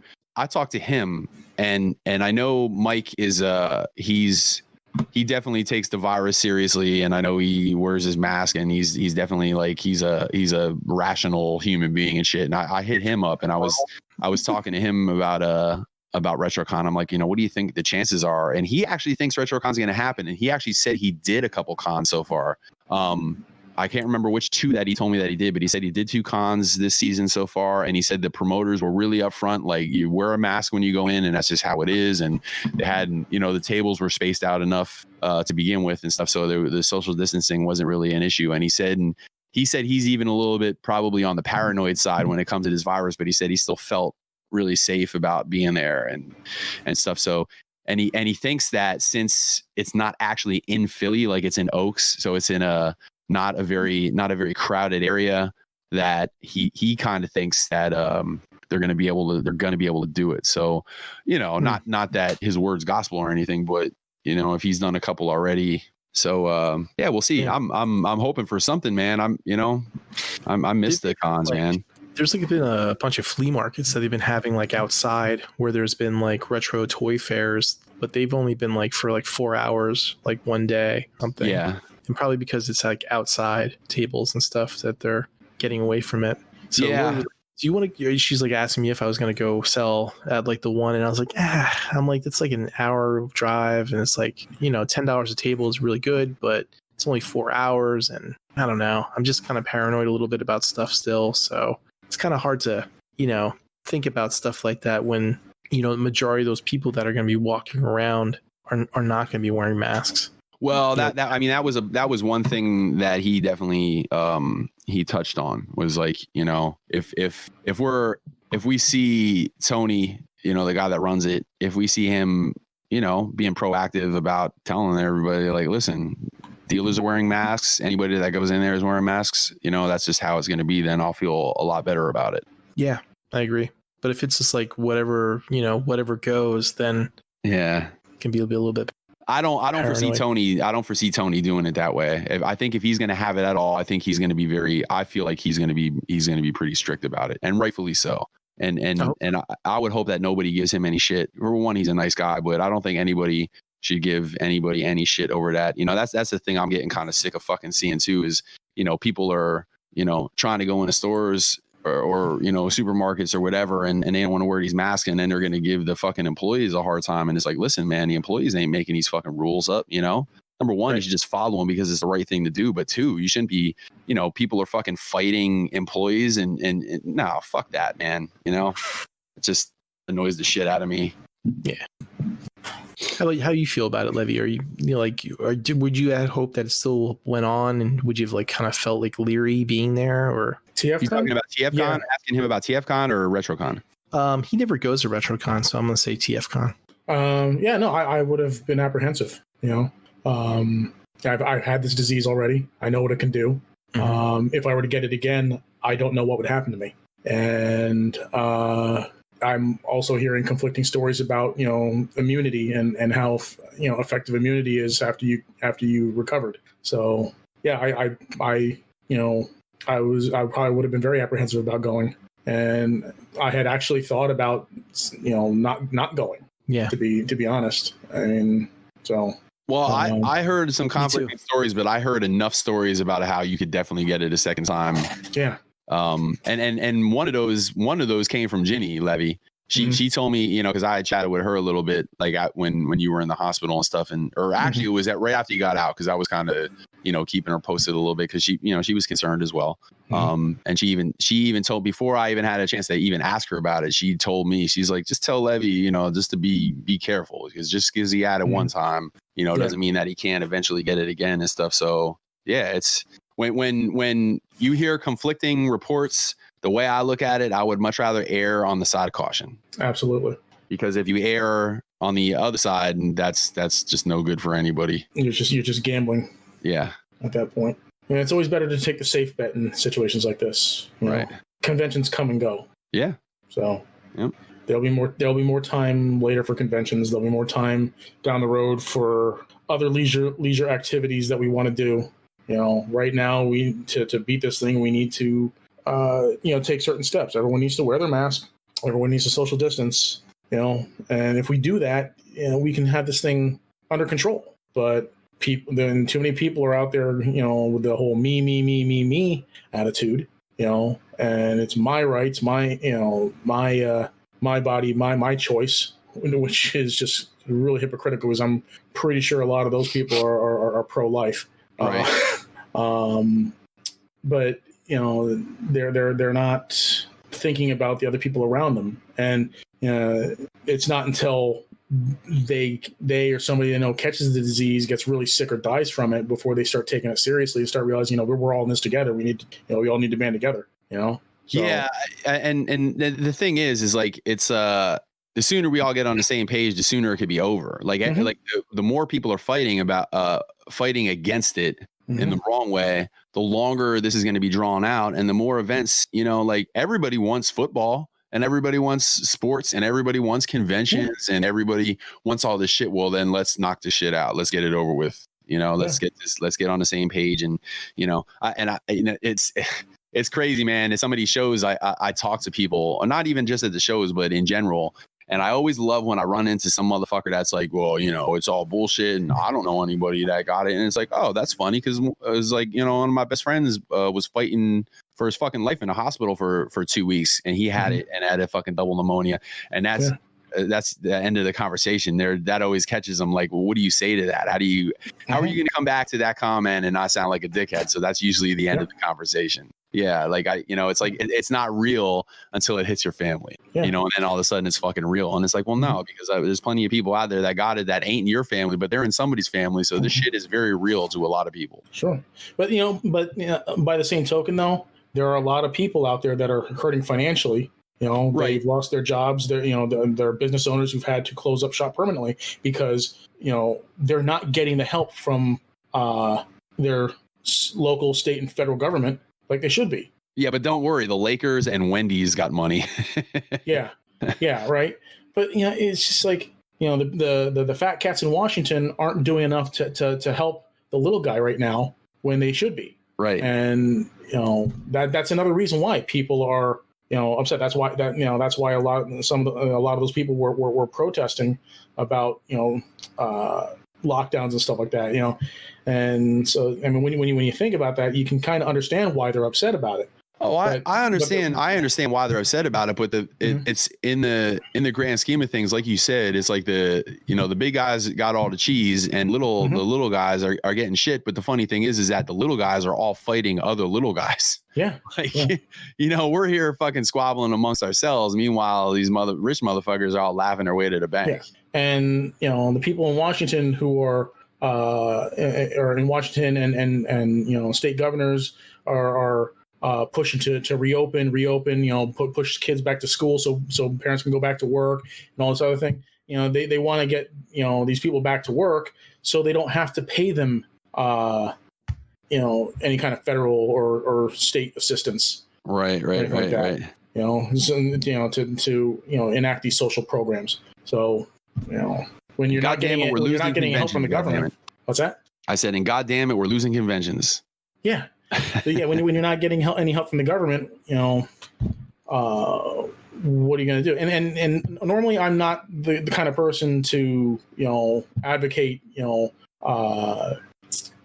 dependence on the government, but this is a very unique situation. Yeah.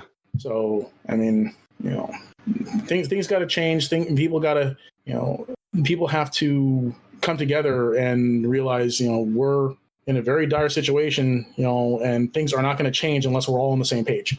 Yep. But by the same token, like I said, we have to get help from the people in charge. So that's my soapbox. So see you in DC in 2021. I mean, that's what we're basically saying. Yeah. I didn't get my money back for my ticket, my airline ticket, but I did get credit toward another ticket of the same amount or more. They don't ever issue refunds. They only give you credit. So if it is in like Chicago and stuff like that, at least I have a feeling that it might be there again, like in Chicago, because if they had like made any type of setups with like reservations and money and stuff, maybe there was like a promise of them coming back next year. Maybe that kind of refund or something happened there. I think rightfully it should be in Chicago just because Chicago missed on it this year. Right. Mm-hmm. But selfishly, I'm hoping, it's a DC year, so let's just do DC. That's what I'm really hoping for. I know it's selfish, but you know what? It's Josh is gonna be driving. It's a bummer because Josh was really excited to have it out there because that's like hop, skip, and a jump, and he was all psyched to have us party in his hometown again because we know how well that worked out last time we were there. Go Eagles! Go Eagles! Yeah, right. Yeah. Another news: a man was arrested. He said go Eagles and fuck Rick Roberts on the way to the fucking back of the police car. So moving on, this is a good one.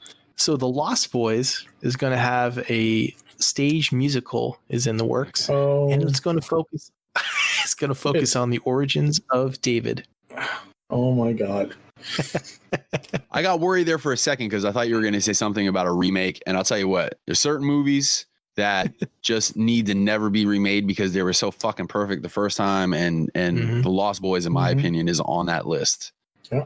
Because that's one of those movies, just like The Thing, like where you could watch it right now and it's still just a great movie. It's just funny that it's a musical. That's all. Yeah, well, it is pretty funny. I just get this picture of actors on cables flying back and forth over the stage, singing some song about being turned into a vampire or some shit.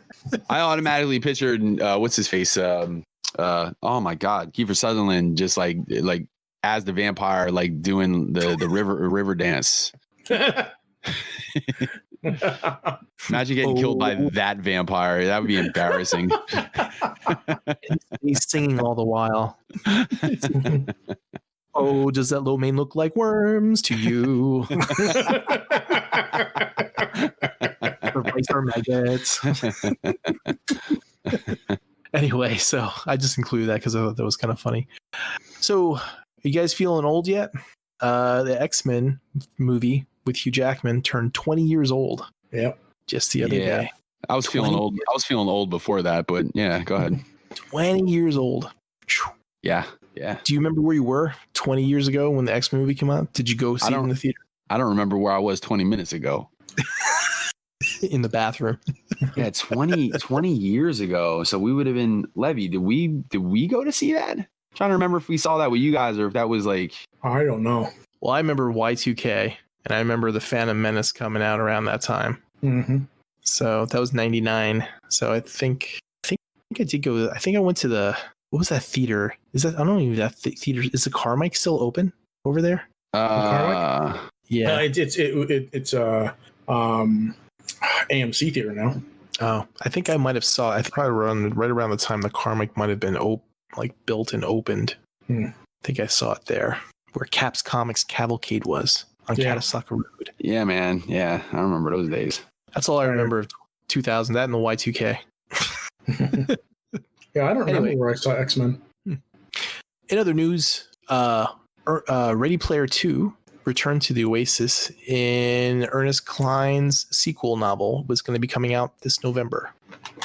So that's the book going to be coming out. And I'm assuming there's going to be a movie shortly, in development afterward, if not already. I think he actually sold the rights for his other book. What was the other book that did that Space Invasion one. I don't know. I know he sold the rights for that, and I'm assuming that he's sold the rights for this one because he was already talking to Spielberg about it back when they were filming the first one. So when did he start writing this book? When they were filming the first one. Oh, okay. Yeah, George Martin, take notes. This is how you publish books. Yeah, because he was bouncing ideas off of Steven Spielberg, which is, if I was an author, I would also do that. Yeah, 2 years. 2 years, not this 9-year bullshit. Mm-hmm. You sound bitter, Levy. No, I just think it's ridiculous. Fucking just write the damn book already, dude. You're not getting any younger. And like he gets offended when people mention the possibility of him dying before these freaking books are finished. Well, Jesus Christ, how the fuck old are you? You think you're gonna live forever? Sorry. Levy's a little mad about Game of Thrones. Just a little. Yeah, it tends to bring that out of you anymore, especially with that 8th season. I'm excited because I enjoyed the first book, so I can't wait till this comes out. I'll get that. I already pre-ordered it. I'm gonna read that as soon as I get it. I know you guys don't read, so I'm all alone on this one. Reading's for chumps. That's for those dumb people. When they can just watch it on TV. Yeah. And moving right along, the final bit of news that I saved at the end, just for you, Mike. In the Baby Yoda show news, Baby Yoda is going to be getting his own breakfast cereal from General Mills later this year. Oh, yay! So he'll be along the lines of Count Chocula, Pooh Berry. Nobody's on the line with Count Chocula. He's in a world all of his own. Count Chocola's a pretty good cereal. It was, man. Blueberry was all right too. The chocolate Cocoa Puffs I actually like more than Count Chocula. Well, it is Count Chocolate, just without marshmallows. Yeah, because I was cuckoo for Cocoa Puffs. Are you getting the cereal, Levy? Are you going to buy a box to open, another one to keep? I might. I don't know.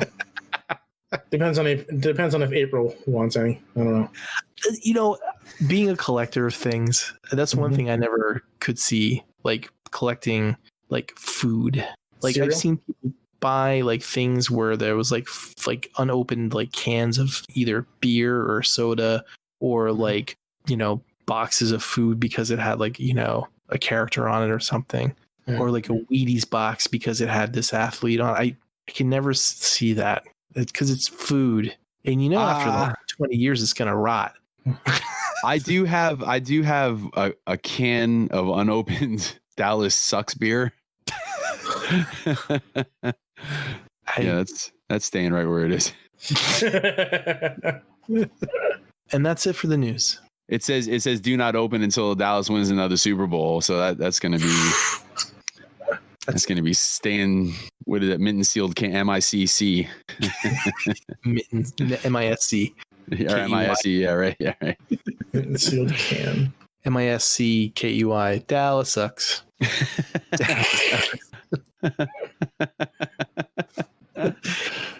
So that's it for the news. Should we move on to the toy news?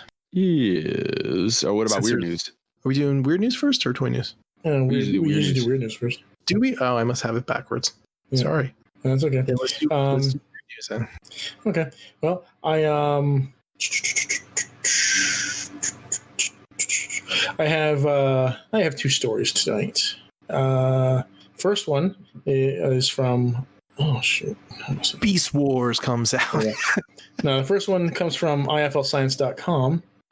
A mysterious vampire hunter's kit goes up for auction. I'm intrigued already. Yeah. Please load. There we go. It include a severed hand and a Dallas Sucks beer can. There's an antique-looking vampire killing kit equipped with 3 crucifixes, a bottle containing shark's teeth, and a copy of the New Testament is going up for auction in the UK at Hanson's Auctioneers on July 16th. The starting bid is £1,200, which is approximately $1,500. But it's hoped to sell for somewhere between £2,000 and £3,000, $2,500 and $3,760 respectively. Encased in an ornate wooden box with a crimson silk lining, the box also contains a number of other objects once believed to rid undead folklore monsters, including a silver-bladed pocket knife, a painting depicting the resurrection of Christ, a carved ivory wolf in robes carrying rosary beads, an ornamental cat pistol, a blue glass vial with an unknown contents, and 2 sets of pliers. Fresh garlic not included. Charles Hansen, owner of Hansen's Auctioneers, says items of religious significance such as crucifixes and Bibles were said to repel these monsters, hence their strong presence in the kit we have found. So apparently the origins of the kit are unknown, but the copy of the New Testament was published in 1842, and the auction house says the box also bears contemporary owner inscriptions. The current owner of the box, who wishes to remain anonymous, is also uncertain about its provenance. He says, I know very little of its history. I've had it in my own collection for 3 years. I bought it from a large antique fair in Newark, in the UK, not the New Jersey city. I love the look of the Gothic box, and when I opened it, I just had to have it. Though I thought it was so interesting, a great conversation piece. So let me see if I can send a picture of that. My brother used to watch that Antique Roadshow, like on TV and stuff. And I remember the one time some guy brought in a exorcism kit from a church, and it was like old, and it was like worth a lot of money. And it was like the same type of deal. It was like a box, and it had holy water in it, and a Bible, and all that stuff from like the 1800s. Interesting. Yeah, let me post a picture of this thing here. Just want to chat. I don't get the shark teeth though, or is it vampire teeth? Maybe it was vampire teeth. Maybe. And they just think it's shark teeth. Yeah. Or are sharks vampires? Vampire sharks. But yeah, I guess that's supposedly a picture of it there. What's that in the middle there on the lid, Levy? It's a picture depicting the resurrection of Christ. Oh, okay. I'm not sure what that is to the left of it, but interesting. Yeah. That would definitely be a conversation piece. Did you guys ever see the I think it was just called Dracula, or was it Dracula 2000 with Gerard Butler? You ever seen that one? Yeah. That was kind of a cool concept where Dracula turned out to be Judas. Yeah. Was that Gerard Butler? Yeah. My favorite. Was that the one with was that Levy? Was that the one with 7 of 9 in that too? Yeah, I believe she was. Okay. And the singer Vitamin C was also in that movie. I think Omar Epps was in that movie. Yeah. Yeah, that was kind of a cool movie, man. Yeah, it was all right. Yeah, I like the idea of Judas being Dracula. I was also always a fan of the idea of Cain being Dracula, or not being Dracula, being the first vampire. Yeah, I like a good biblical story with a twist. There's a cool comic that I started reading. I haven't finished it though. It's called The Goddamned. It's basically a story of Cain, where he's immortal and he travels around, and like basically it's this wasted, futuristic apocalyptic world. And it's like another take on like all these biblical figures, like Moses is in it and stuff. It's really fucked up shit. What else you got for us, Levy? Okay, so for my second story, this comes from crack.com. Do you remember that time Adult Swim's goofball marketing stunt caused a citywide bomb scare? Yeah, the Space Invaders? From Aqua Teen Hunger Force. Yeah. Yeah, the Invaders. Yeah, Space Invaders. Yeah. Yeah, so apparently they got this idea to make these bright light. Yeah. And somebody got the idea to make these bright light images of those what are they called? Mooninites from the show Aqua Teen Hunger Force. Yeah.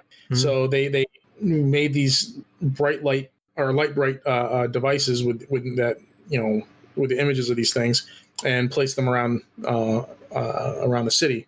And this happened in January of 2007. But a concerned citizen called the police after seeing a suspicious device. So they sent first responders, including the bomb squad, to the scene. But nobody recognized it as a Moonite from Aqua Teen Hunger Force. And actually, I guess they were popping up all over the country, not just in Boston.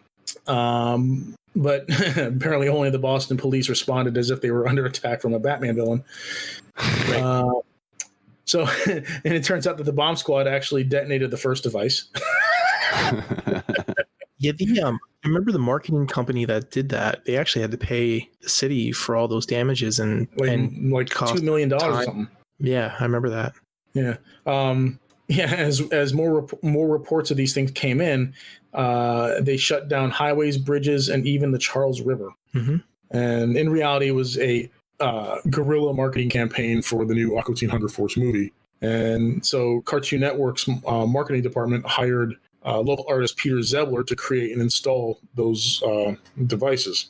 And it took a young staffer at the mayor's office to point out that maybe this wasn't a national security threat. Mm-hmm. But even though they knew what it was, the artist was still arrested, held overnight, and released on $2,500 bail. And he was only contracted for $300, by the way. But he did end up winning a huge contract from the city to put on a big New Year's Eve light show. The Aqua Teen Hunger Force, the next year for their show, produced an episode making fun of the whole situation, but the parent company of Cartoon Network, I believe it's Turner Broadcasting, nixed it because the bomb scare had cost them millions of dollars and an executive vice president. Jeez. In the end, Turner owed $2 million to the city of Boston. The film's budget was $750,000. It made $5.5 million at the box office. So all in all, a sound investment. So yeah, when I read that was pretty amusing. So that was from crack.com. Was there something like current that happened with that? Because that happened like a long time ago. Yeah, just like a thing that like a pop-up, like something that happened on this day in history. No, it was just something from Crack where they just said, "Do you remember when this happened?" Oh, okay. So yeah, I do. I remember that. I remember describing the Aqua Teen Hunger Force to my ex-wife the first time, and she thought I was making this go. She thought I was making the shit up and just asked me how much weed I smoked that day. Well, yeah, when you tell them that the main characters are it's like these French fries, a meatball, and a large Diet Coke. No, it was a shake. He was shake. That's right. It was a shake. And then then they ate the sandwich called the Brood Witch, and it was just Carl was his neighbor. Yeah. Carl. Everybody has a neighbor like Carl, by the way, at least one. I never actually got into Aqua Teen Hunger Force. There was something I got into it for a short time. What was the situation? Didn't they have a press conference too or something? They were like dicks to everybody. I think. Oh, I wouldn't doubt it. I remember there being something like that where they wouldn't talk or they would give them bullshit answers or something. I forget. I wouldn't be surprised. Yeah, I remember when that whole thing went down. Yeah, I was bigger into the Brack show and Harvey Birdman, Space attorney Ghost. at law. That's all you got, Levy? That's all I got. Mike, are you ready for your toy news? I am ready. Want me to start? You guys started? All right. So let's see what we got here. Stop me if you guys talked about this one on the last one. Did they drop the Seeker news before the last podcast or after? After. Takara. Okay, so we can talk about that. And this is probably going to be kind of a short conversation of all of us going, yeah, fuck that. But Takara. Whoa, what was that? Was that April, Levy? No, that was my cat. Oh. I thought April was with the Thor sex doll again. Yeah, so Takara dropped some or I don't know if they were leaked or if they actually dropped them, but there's a Seeker version 3 on the horizon. And we've all seen the pic. I mean, I could put it in the chat, but it was just a silhouette. Of a Seeker. Yeah. So I don't know. How are you feeling about that? Levy, how you feeling? I couldn't care less. I have the Make Toy Seekers. I'm perfectly happy. Yeah, me too. I have Starscream, but I don't have the other two. But I have a feeling that this is going to be another one of those like $290, $300, masterpiece. Oh, yeah, I will be very surprised if this is less than $350. And then it's going to come out and it's going to have all these accessories and it's going to have all this cool articulation. And Mike's going to say right now, I don't care. I'm not going to get it. I'm happy with what I got. And then he'll be like, well, I'll get it anyway. Well, I'll be honest. I'm going to be watching it very, I'm going to be watching it closely.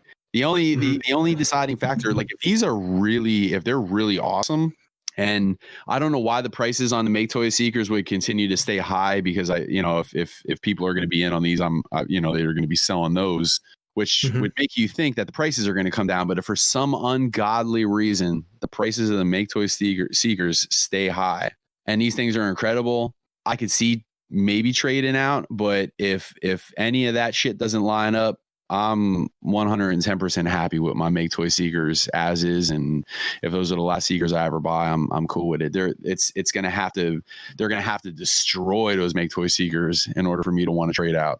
And they've pulled off some pretty decent figures, but I can't see it being that much better. I just can't. But we'll see. I'm not gonna say no, but it's gonna be a tough sell. What if it's a situation where you're happy with the core 3 with Make Toys, but say Takara comes out with like a repaint of like Hot Link or Acid Storm or something like that? Oh, would you just get one of those for that? In a second, I would buy those. If they do any of the ones that I currently have MP11s of and don't have Make Toy Seekers, like if they do a Sunstorm, because I missed out on the Sunstorm, I fucking totally I shit the bed on pre-ordering that shit, or the crowdfunding. But him, Sunstorm, Acid Storm, Hot Link, Nacelle, any of those, and I'm I got those Punkin Gonzo customs and shit, and they're awesome, and he did a fantastic job on them. But if they actually came out with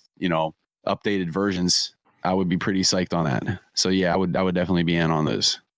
Would the canopy have to be opaque, or would you be okay with a clear canopy? I'm not as much of a stickler for the, this one's got a blue windshield, this one's got a black windshield. Like I do wish they were consistent, and I do wish they were a little, like, I would rather keep it real world, rather than having a super opaque cartoon looking painted canopy. I guess the translucent one, I guess, would be the way that I would go. But that's very rarely is that like a deal breaker on a figure for me. It's like, well, that one's got light piping, can't have it. And it's like, that doesn't, it's nice one way or the other, depending on what it is, but that's very rarely a deal breaker. So yeah, so make their Takara Seekers. Let's see what else we got here. So I don't really usually do mainline stuff, but I'm gonna put this in the chat. So the Quintesson playset came out. So it's got an Alicon, a Sharkticon, a little tiny Judge, and an even little tinier Arbalest, or Kranix. I guess that would be Kranix. Yeah. Arbalest bit the big one in the beginning of the movie. So yeah, so that came out. So man, like I don't really care for all the other shit that's going on here, but they're Quintessons for a mainline Quintesson. It's kind of a cool Quintesson. Mm-hmm. Now this is like the Kranix is just the Kranix is just a slug. It doesn't move. Yeah, it's strange. What's the tentacle guy? What's he again? He's the bailiff? No. The bailiff was the one with he might be the executioner, yeah. Only his head moves, I think, but he has a 5mm port at his base, so that effect there that he's standing on can be used like in other toys if you wanted to. Yeah. Or you could stick him in somebody's hand. And that gnaw, I think, is just a repaint or is of the same thing that they had out before. Yeah. Yeah. But what's the alligator? Alicon. What is he?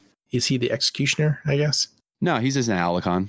No, he turns into the executioner? That's not an Alicon. It's the same mold, but it's just parts of the mold, but it's like he's specifically a Quintesson. That's there's a name for him. I think he's like the executioner, one's the bailiff, one's the executioner, one's the judge. Right. That type of thing. I never even realized that they were supposed to transform, unless they just shoehorned that shit in there. But if I would never be interested in that as a set, but if I didn't know that X Transbots was doing the Dr. Egg, I would strongly consider getting a couple of those Quintessons, I think. Mm-hmm. Now this is like an exclusive 5-pack.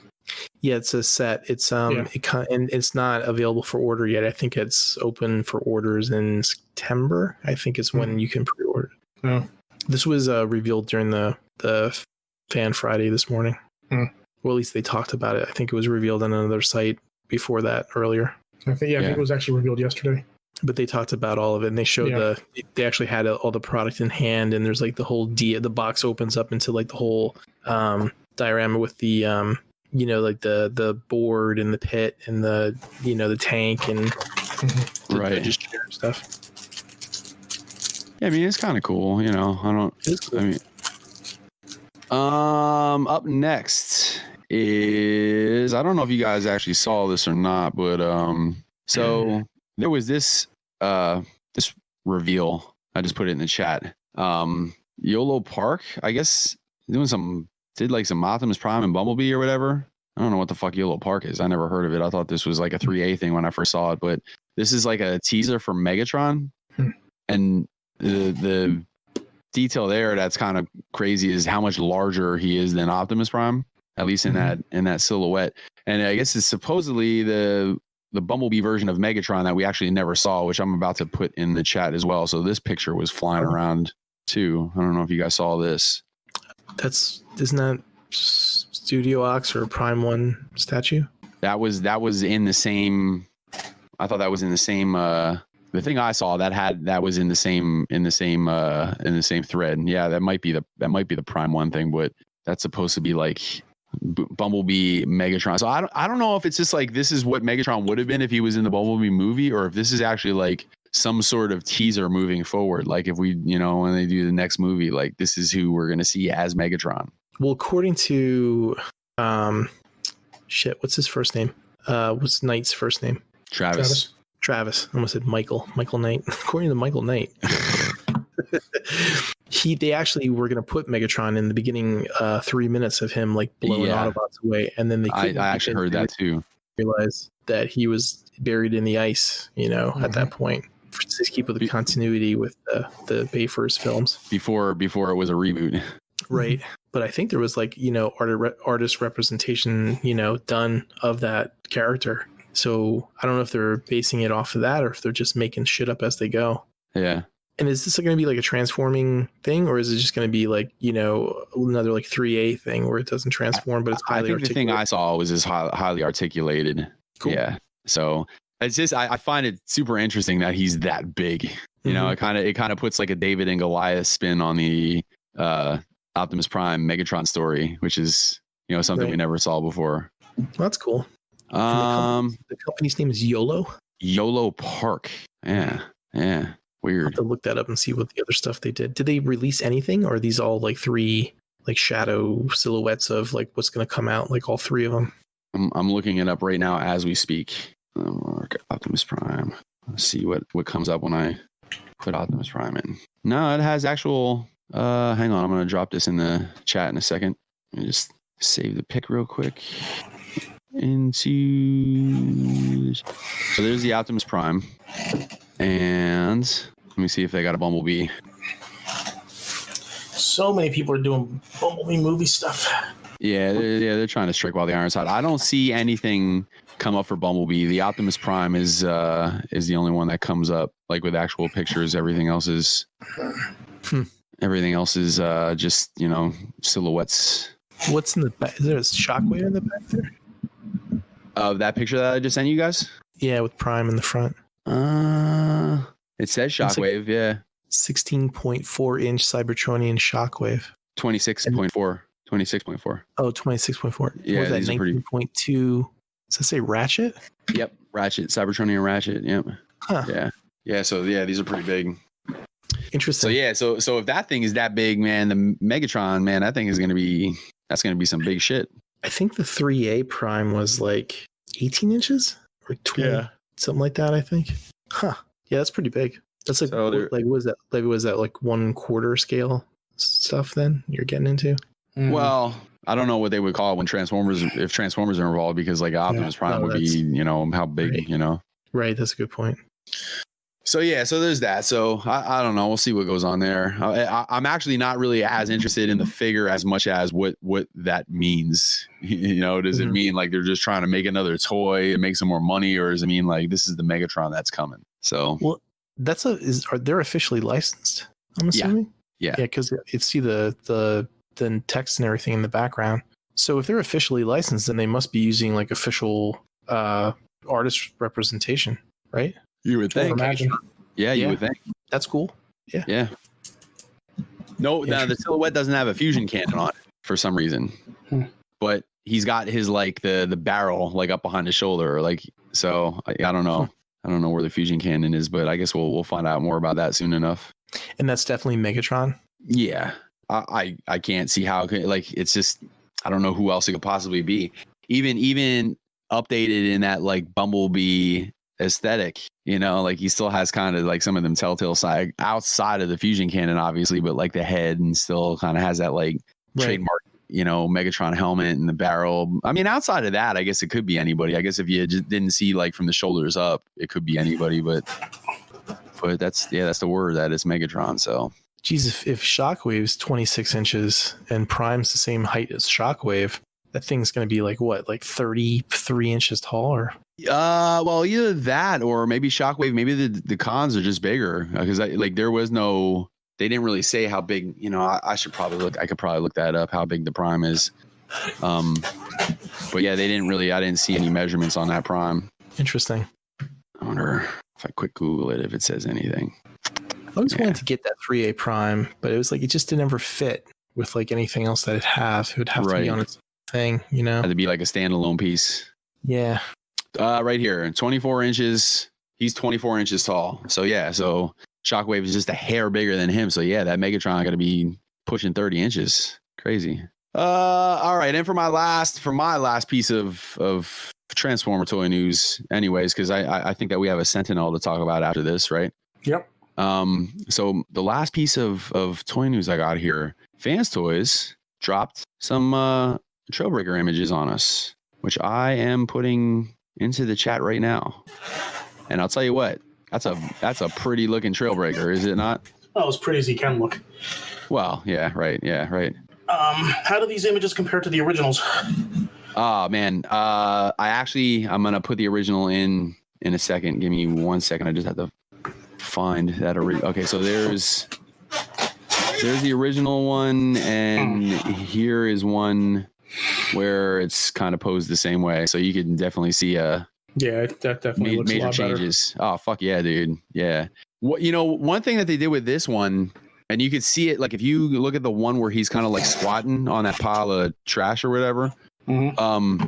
Like first of all, that's amazing articulation to get into that pose to begin with. But I hope this becomes a trend in how they start doing legs, because the hip flaps kind of like get in the way a lot of times. Yeah. And what they did was they made the hip flaps part of the actual hips. Mm-hmm.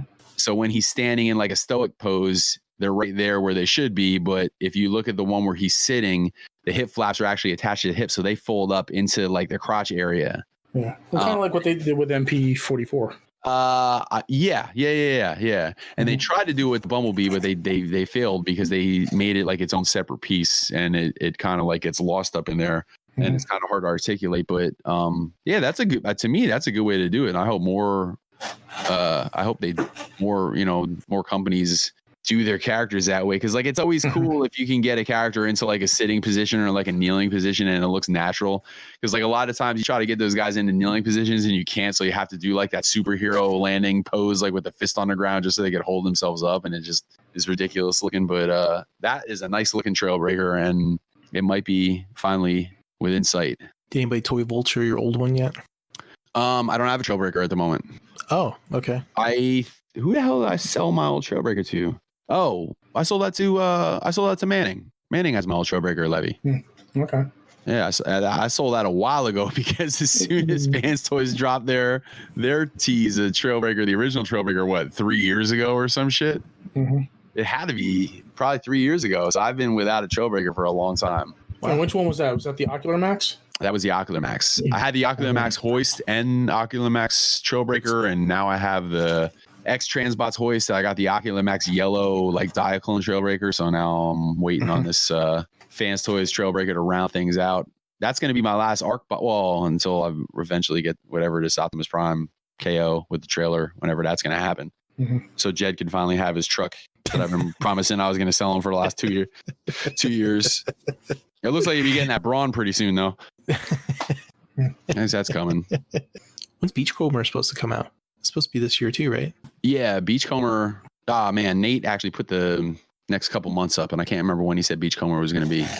I think he said Brawn was August. I want to say he said Brawn was August. and Beachcomber was either September or October. He said there was a month, there was a space in there. So Cool. I don't know what's going to go on there, but yeah, I'm totally down for this Trailbreaker, man. Man, they're kicking it into some new gear, man. Fans Toys. And are you getting their new sea spray? No, I'm completely happy with that X Transbots one. Completely happy with it. X Transbots. What's that? So you get the beach ball with it. Yeah, right. Yeah. X Transbots just, man, that was a spectacular 180 that company did. Yeah. Because at the time, man, there was a time where I was buying X Transbot shit like begrudgingly. You know what I mean? Like, I needed a wind charger. This is fucking wind charger. You know, like, and now it's like, man, I just can't wait till they keep putting shit out because they're doing well for themselves too. Like if I could buy a figure, an X Transbots figure, and not replace it with a Fans Toys figure, then you know they're doing something right. How do you feel about them like asking the question about the Pantone color for their Dr. Egg figure? You know, it's gonna sound strange coming out of somebody that went to computer graphics school, but I could give a rat's ass as long as it's close. Mm-hmm. Like I didn't even vote. Was there a vote? I think so. Or something. Yeah, I didn't even vote. You know, I just like when a Devastator comes out and it's like, you know, a shade of green and it's in a slightly different shade of green and then this one's like a slightly different, like all that shit, man. Like, you know, like the different, you know, Cyclonus in tune colors and this, and although I'm gonna get that Galvatron, that shit looks badass. the new Galvatron, I get in on that one. But as far as like a color, you know, when you start talking Pantone colors, and man, it's like it's every human being sees colors a little differently than the next human being. So, you know, you might watch the cartoon and see it with like some cell shading on it and think it should be this color, and somebody else could see it as another. Like, I don't know. I just don't get wrapped up in all that kind of shit. If the tune colors like drastically different, like I remember X Transbots did Wind Charger and Tailgate as a 2-pack in the toy colors, and then they came out in the tune colors, and the tune colors was drastically different, you know. Or where Fans Toys did like Bombshell, like with the regular like purple parts on the chest, and then they did another one with gray on the chest, and gray was actually how it was in the cartoon. Like I could see that, but when you're talking like a shade of purple versus another shade of purple, like I really don't give a shit about all that. Mm-hmm. As long as it looks good, you know. Cool. So that's all I got for Transformer toy news, and I guess we can move on to so HasLab is a new crowdfunding thing that was completely crushed within like 6 hours or some shit. Well, it took a day for it to get fully funded. Yeah. So the Sentinel. So we got a 26.2 inch Sentinel coming. Who's in? Are we all in? Yeah. Eventually I will be. I haven't actually funded it yet. Yeah. So Mike got 10. I'm in for, you know what? I originally thought that they were only going to allow 2. I don't know where I got 2. And then I like clicked it again and it let me go up to 3. And I was like, and then I went back to the main page and it said I could get 5. And I'm like, I'm going to get 3 of them. So I got 3 of them. I got 2. Yeah. You got one to keep, one for resale at some point, I'm imagining. Yep. Yeah. I'm gonna see if I can pay for my own, you know, with the resale of the other one. Yeah. That's kind of like how I did the Unicron. I'm hoping to maybe do that with the Unicron. So let me ask you guys this. So first of all, before I ask these questions, let me ask the first question. This is a pretty awesome figure. Can we all agree that it looks awesome? I think so. It does. Yeah. Okay, so now that that's being said, we completely crushed the number that they needed to start it, and we actually went so fast that we already got to like 3 tiers of bonus stuff. Yeah. So we got a female Sentinel with some replacement head, and then we got the Master Mold head, and then we got the damaged Sentinel head, I think. And there's a Sentinel, a Prime Sentinel, the little guy, which I really don't necessarily remember him, but that comes with the base. That came with the base version. So you get a Bastion head, and then that's it. Prime Sentinel head to go on like the extra ones, because like, you know, if you got like multiples, you'll get like that regular 6-inch figure with each of them. So like the one you can make Bastion, and the others you can make into Prime Sentinels. And then the 3rd tier unlock was the female Prime Sentinel. So let me ask you guys this. We funded that thing so fast, and we went through 3 tiers of extras so fast. So they obviously had those in place. Do you think that the numbers exceeded what they were even thinking? Sure. Like, okay. Because originally in their post they had on the funding page, they had said that for every 1,000 funds, people funding it, they would add a new thing of, extras that they would give out. And then after it funded so quickly, they changed the wording on it that said that after 3 tiers, they would add additional stuff. After 3 tiers kind of like what? Of 1,000, like every tier was 1,000. So it's because it reached so high, they like changed the wording on it, saying, we only said 3 tiers, and the original text said that it was going to be for every 1,000. For every 1,000. So that's really what I was getting at. So we went through all those, and we crossed. What was the original funding number? Was it 8,000? 6,000. So we got to 7,000, got to tier 1, got to 8. And tier 2, and then 9 was tier 3. So then now we've completely blown past 10, and probably at this point I haven't checked lately, but I'm gonna go check now. 10,861. 10,000. Okay, so do you guys think that they have other plans, but we just went through the tiers so fast that they just don't? So you think this is it? I think somewhere it was said, or someone had mentioned that they had the original 3 tiers set up, but even though they said that they're not going to do anymore, they're going to be working on, I think, 2 more, but that's not really confirmed by anyone yet. Yeah. So we might get 2 more things, but I don't think they know or like thought that maybe it would go that quick. But hey, that's power of the X-Men, Yeah, man. Yeah. This is awesome. Yeah. Well, I think this is their most successful project yet, right? Next to Cookie Monster. For sure, man. Yeah. It was funny, man, because you guys met Brink, right? Brian Brink. Mm-hmm. So he was during the Unicron thing. He was kind of like doing graphs every week or every other week or whatever he was doing. I was kind of showing like, here's the target on the graph, and here's how sales are going. And it was another thing on the graph that compared it to the the barge, the Star Wars barge, and this and that or whatever. So he, as a goof, put out one earlier this week that had the Sentinel on it. Just had a spike on the day one, just going like straight up in the air. So I guess you could definitely say that this is the most successful one that they've had yet. Yeah. So, and that was only like that's been a week, right? It's been a week, and they were giving us till August 24th. Yeah, pretty wild. Can only imagine how high up it's going to go after that. And the only thing that worries me a little bit about that is that if you keep getting more and more people that are going to be funding it and getting it, what's the resale value going to be on that extra 1 or 2 that you get?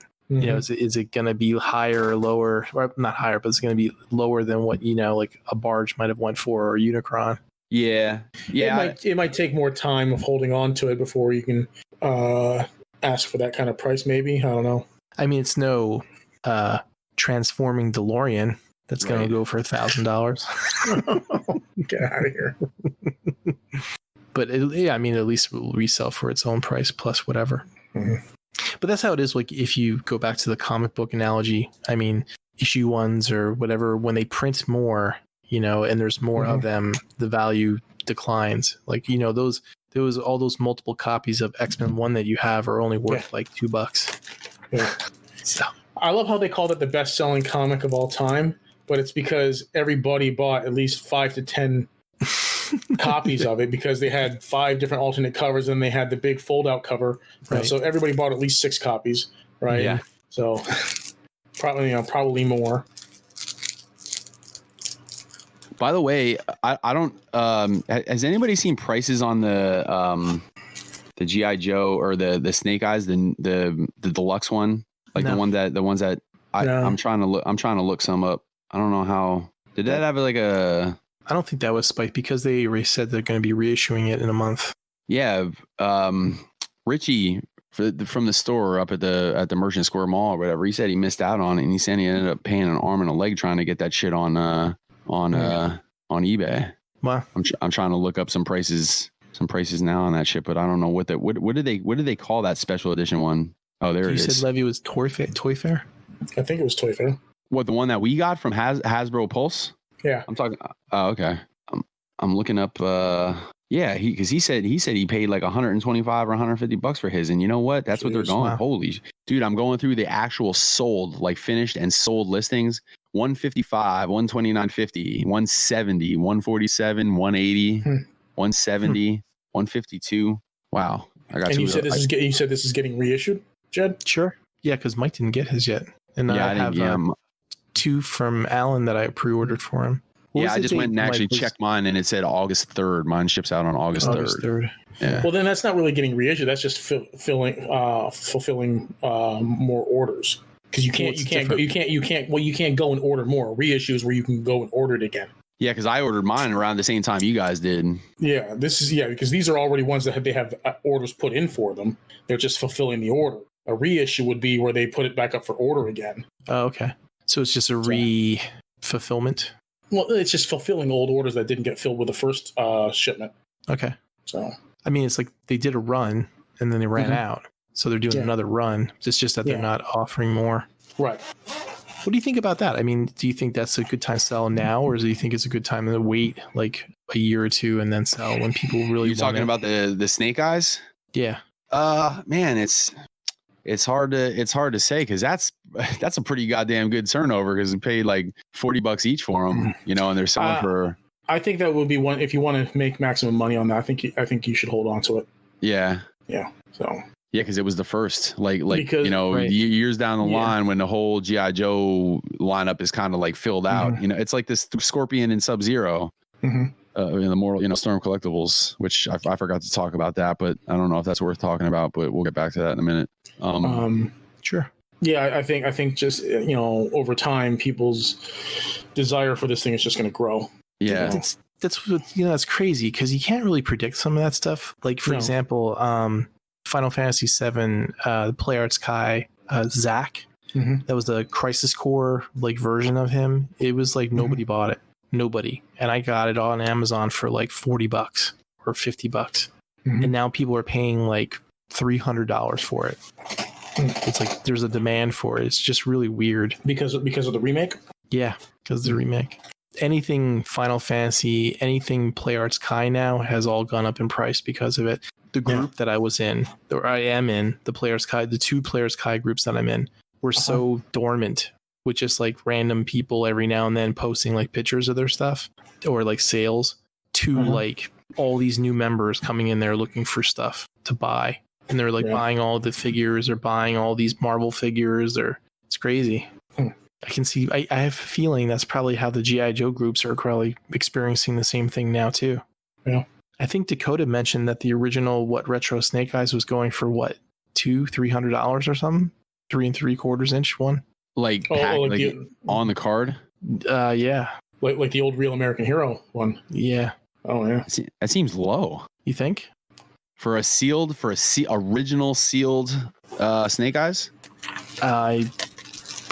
Maybe. I don't know. Maybe I'm getting confused with like a 25th anniversary version. Yeah. I'm kind of out of the loop on G.I. Joe prices. I wasn't doubting it. Well, maybe I was doubting it a little bit. It does seem a little low. I was just judging on some of the prices that you'd pay for like Transformers card. Look that up real quick. Look up a Snake Eyes 3 3/4. See what that goes for on eBay. All right. Jed, did I talk about the Rebel Tech cable? Yes. Last time? Yep. Did I? Okay. Did you see pictures of these? Did you see pictures of these, Mike? Maybe you didn't talk about it, Levy. Maybe I'm thinking of something else. Because that came out after the last show, didn't it? Yeah, I thought the pre-order went up afterwards. I think I'm mixing it up with me telling you, "Hey, did you get this or did you pre-order this?" And in the chat. What year you think it would have been? Like 1980? 83 was 1983. Yeah, put in RAH in the search bar too. RAH? Yeah, for Real American Hero. Oh, okay. Well, I got this AFA graded one came up for $2,850, but that's that's AFA graded. Yeah. So suffice it to say, probably a mint carded one that's not graded would probably be around 1,000, maybe a little less. Yeah, I'm just not. I'm finding like the 1989 one and the 1990 one. The 1989 one, there's one here that sold for $280. Yeah. So yeah, I gotta imagine that the OG one will probably be going for more. But there's oddly enough not one in the sold section on eBay. So yeah. Cannot confirm or deny. Did you see this amazing Yamaguchi cable, Mike? Did you put it in the chat? Yeah. Oh, that's pretty dope. Yeah. That's perfect. Look at him. Mm-hmm. Yeah, so that went up for pre-order. I'm pretty sure it was last week. It went up for pre-order. So, how do they scale with Legends? They're about the right size, but they have a different aesthetic. They have a more anime aesthetic typically. Right. Yeah, I remember seeing the Psylocke, and the Psylocke was kind of, the big eyes and the little mouth and shit. And their heads, like they're about the same size height wise, but their heads tend to be a little bit smaller. Right. That falls right in line with the anime look. Yeah.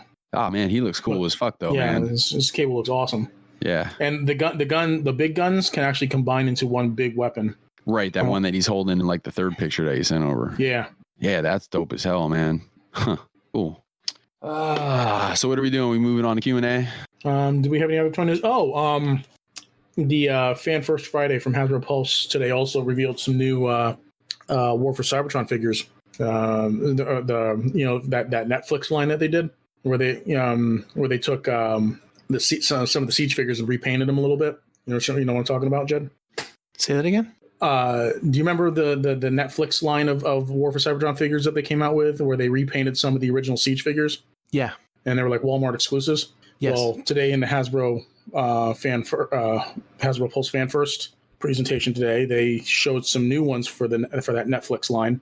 But these were like, some of these were all new original molds, because they came out with a Bumblebee, which is a retool of Cliffjumper, obviously. But they showed a tape deck version of Soundwave, which sold out like instantaneously. They're doing a new Earthrise, or they're repackaging Earthrise Optimus. And there's a couple others. They retooled Elita 1 from the RC mold. Did you see those, Jed? I did. Yeah, I watched the live stream this morning. Yeah, they got to stop doing the whole retailer exclusive bullshit. It's really starting to piss me off now, because I still haven't gotten the Target Secret 2-pack. And now today, people like Walmart just completely fucked up the pre-orders, because they put them up and had no pictures or names for what they were. They just said action figure $39.99. Yeah, they did that for the Star Wars stuff too that came out. Fucking Walmart fucked it up, and people were just buying shit blind, and everything sold out. So, well, they did relist the stuff with the right images and stuff later. They did, but they were already sold out. No, you could still got them. Like the Star Wars stuff I picked up too. I'm talking about the Soundwave.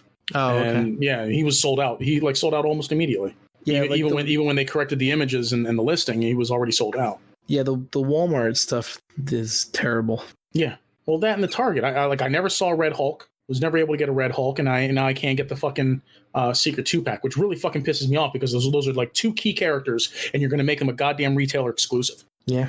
How the fuck are you going to do that? Fucking Thundercracker and Skywarp. And why couldn't you have done that with like fucking Hot Link and Sunstorm and those other fucks?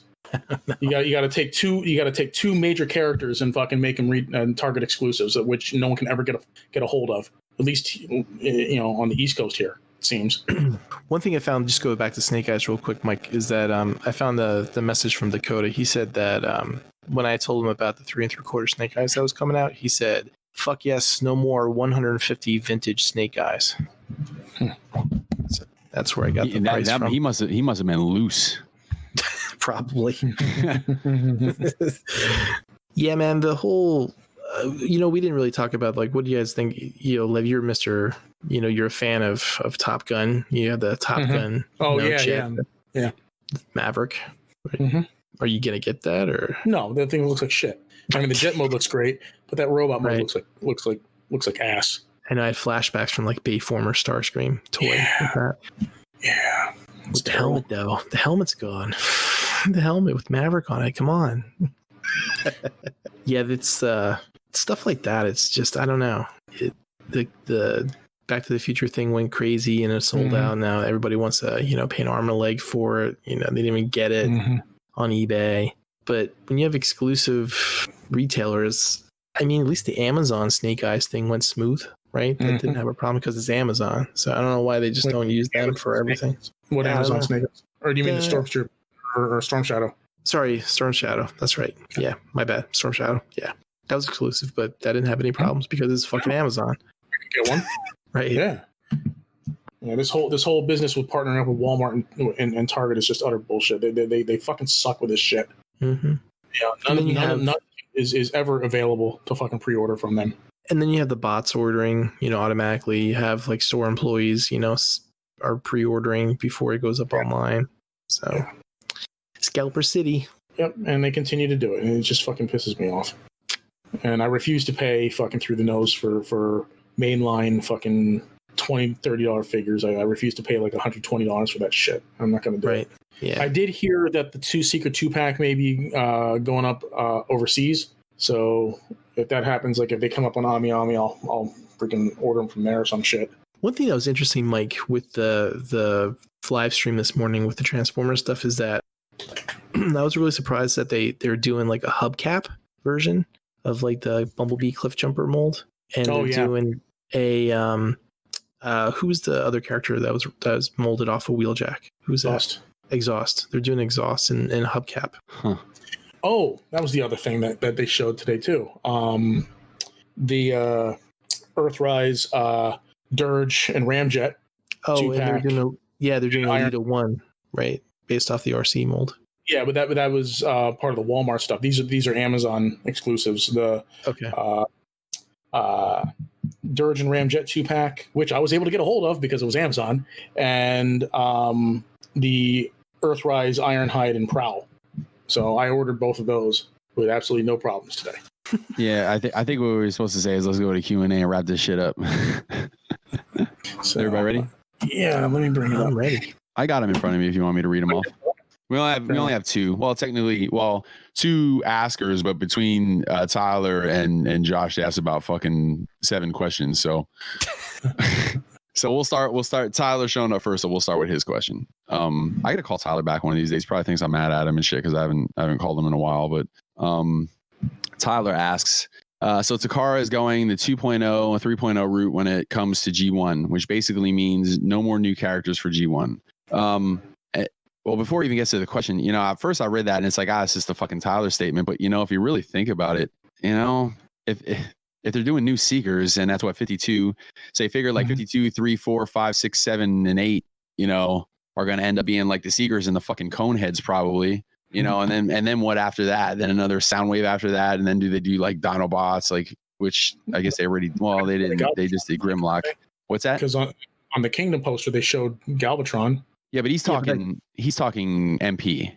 Oh, MP. I'm sorry. Yeah, because that's why I said 2.0 and 3.0. Yeah. You're gonna have. Don't forget, you're gonna have like probably at least two Beast Wars figures mixed into those, and then if not more, if depending on how well the mainline toys go with the whole Kingdom stuff. Right.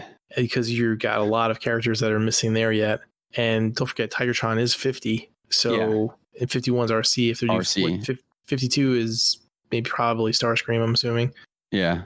And then you're right. Like if they'll do the other two after that, I would. So even if he's not completely the originals, right? The MP11. What was Thundercracker and Skywarp? They weren't right after it, right? There was other stuff mixed in. Yeah.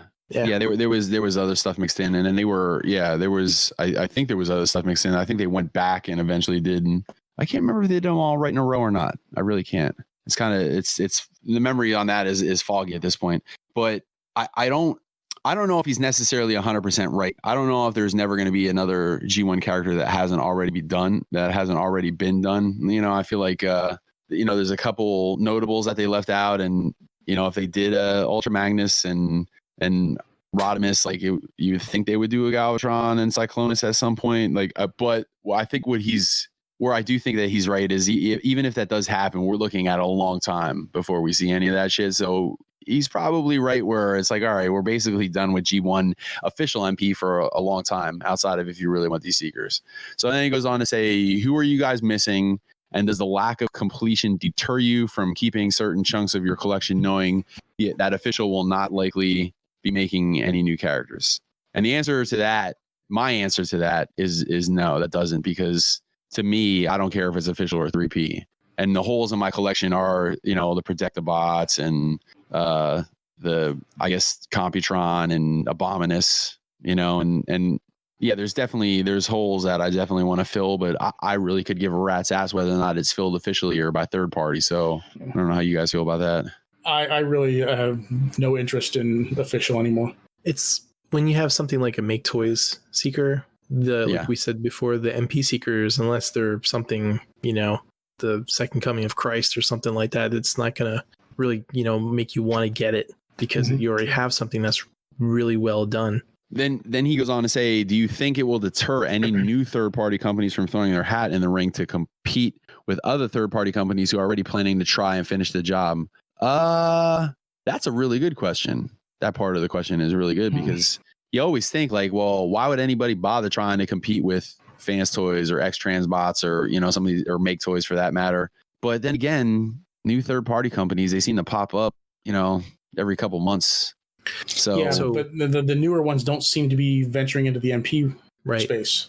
So you have Fans Hobby did. Well, yeah, but I mean they're not really all that new now. I mean we're a lot of them the ones that have come out in the last year or so. They're doing Legends or Bumblebee movie stuff. Iron Trans is MP doing a Star Saber and Leo Kaiser, or not Leo Kaiser, Victory Leo. Yeah, okay. I mean, so like there's a few. But, I mean, yeah.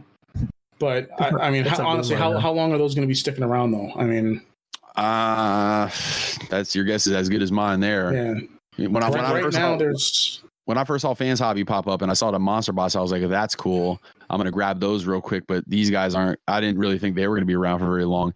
And they continue to put out like, not strange characters because I'm totally psyched about it, but like Minerva, Armada Optimus Prime, the Monster Boss. Like, I've actually been tempted to pick up Minerva.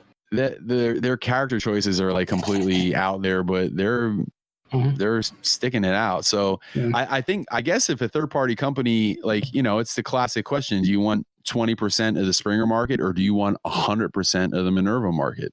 And I guess they're making enough filling those gaps and making all these weird characters that you didn't think you'd see.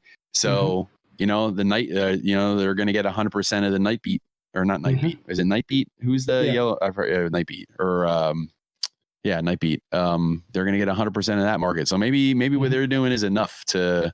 And Oculamax. Oculamax is still out there putting shit out. Yeah. There's currently only 4 major third-party companies putting out MP stuff right now. And you would say that was Fans Toys, X-Transbots, Oculamax, and Fans Hobby. Yeah, because Make Toys, we haven't. I mean, they're saying they're doing stuff. They're saying they're still around.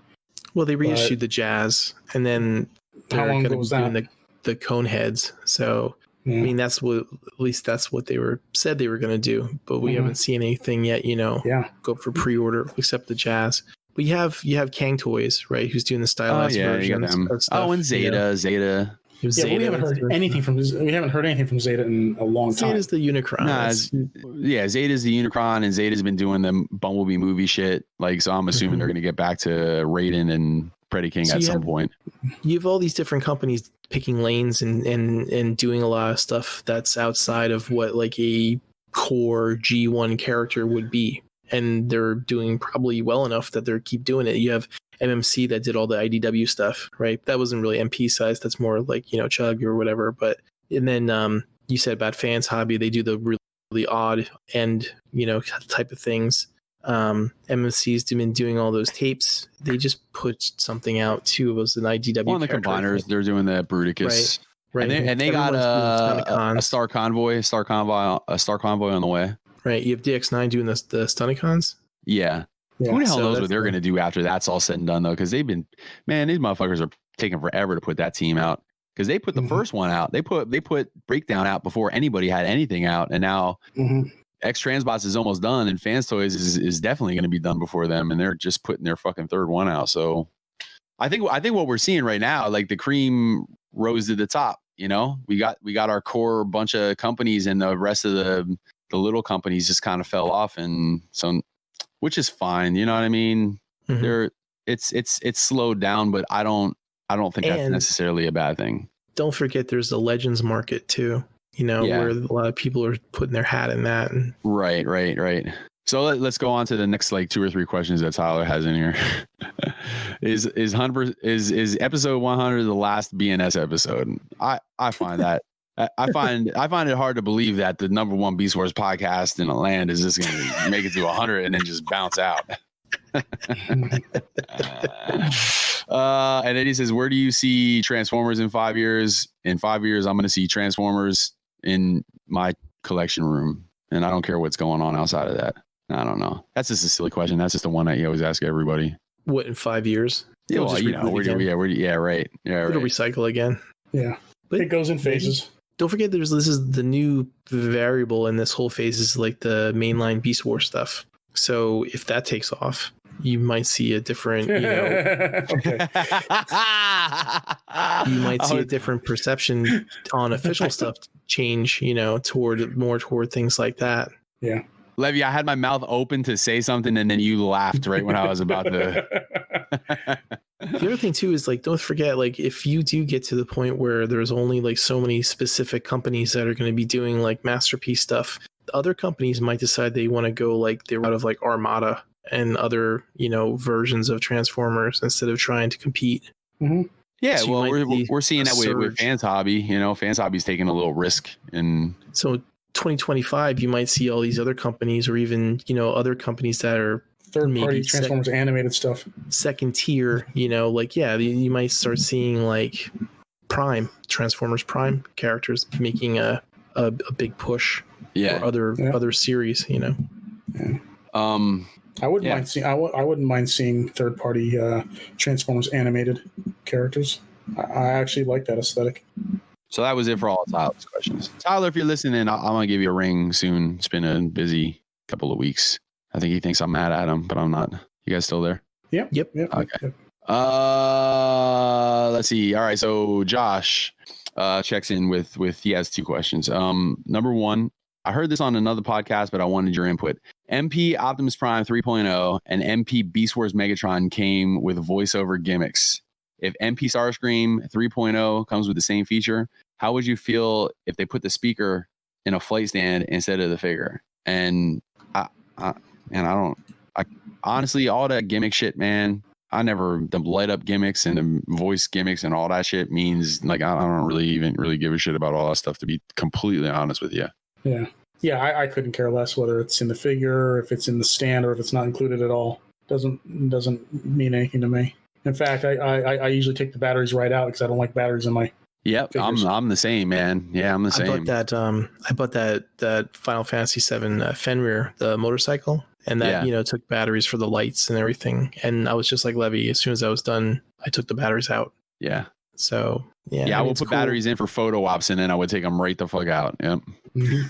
I had to replace my Skylink's base because of that. Because when I was like going through my old toys and shit, man, before I started like really putting the box collection together, I had my old Skylinks in there, and I took I pulled back the door, the battery door, and it was just all corroded and all fucked up in there. So that was shot. Mm-hmm. So I had to actually replace that.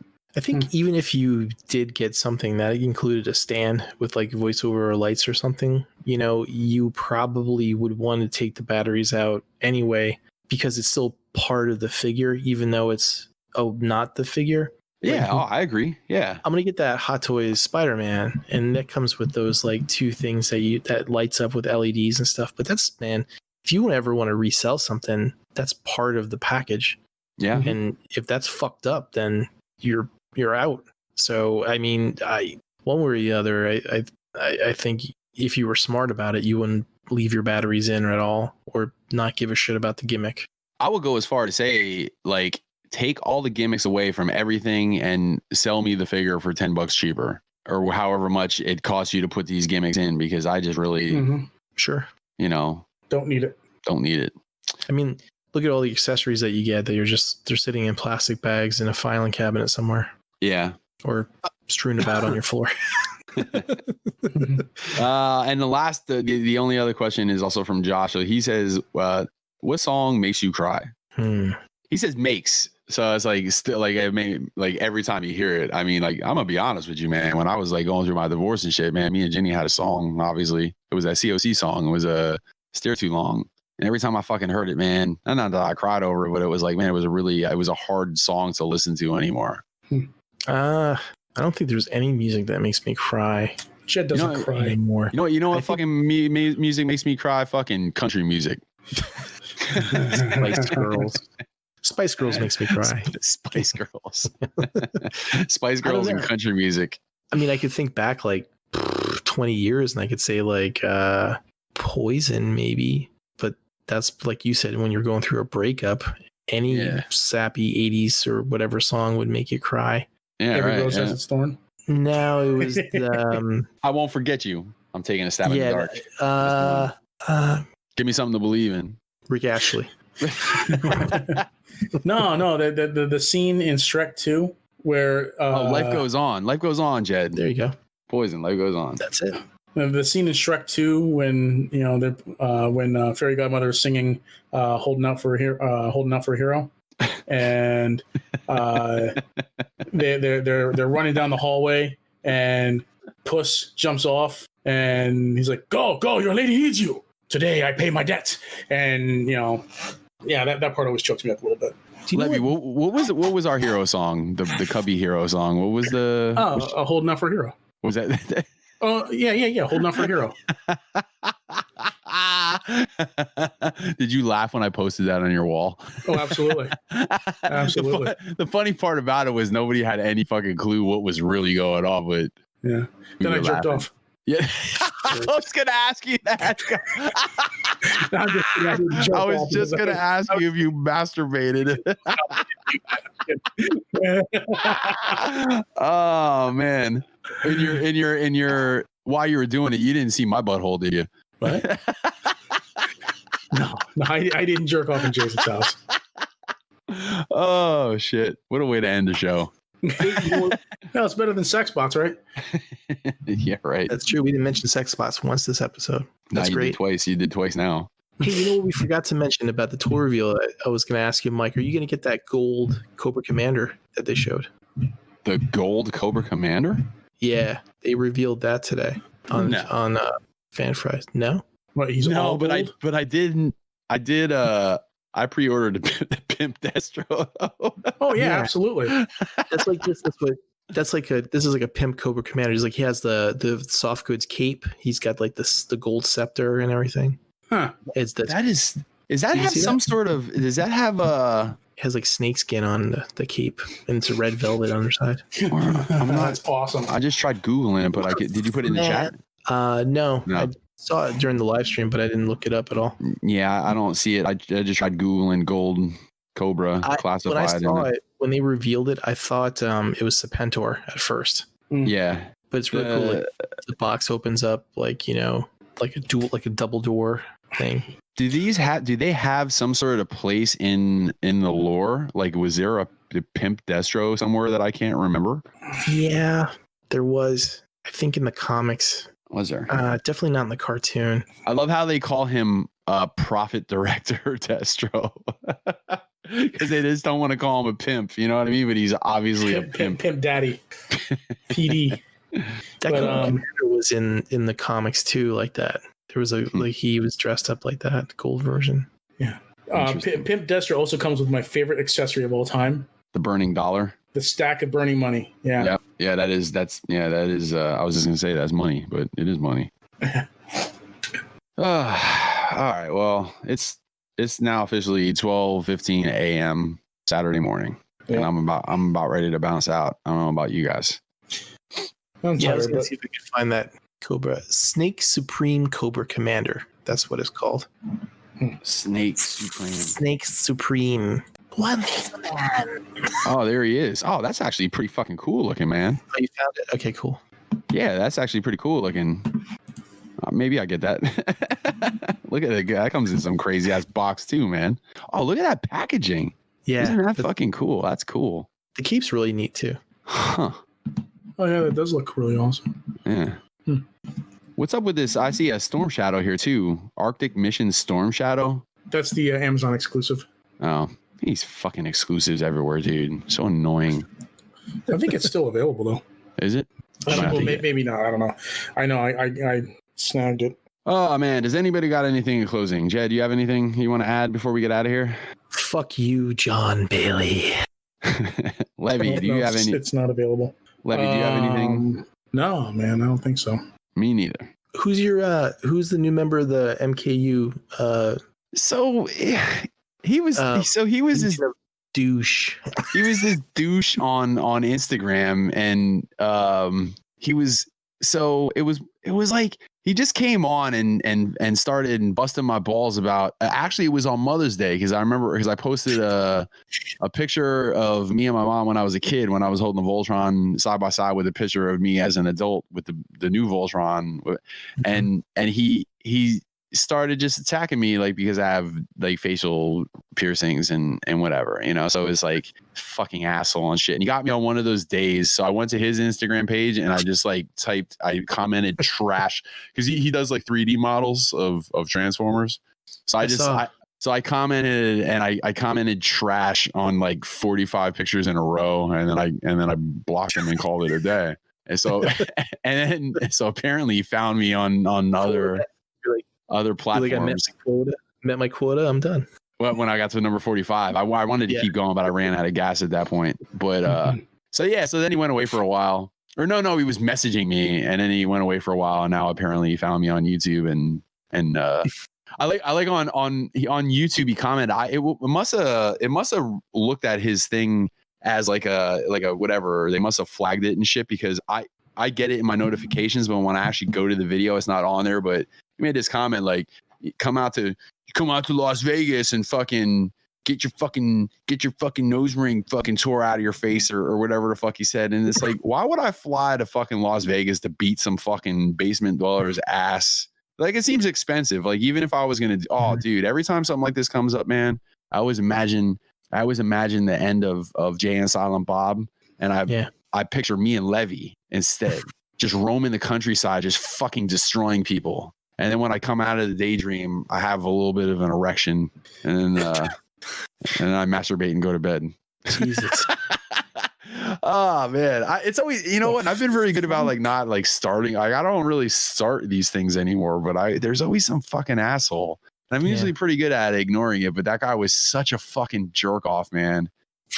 You know, and then he's like, I gotta add him. What's his name? Paula Poundstone or something like that. Paul Poundstone. yeah. Paul fucking pound your fucking penis in the basement, you loser. I'm such a nice guy. I don't know why people don't like me.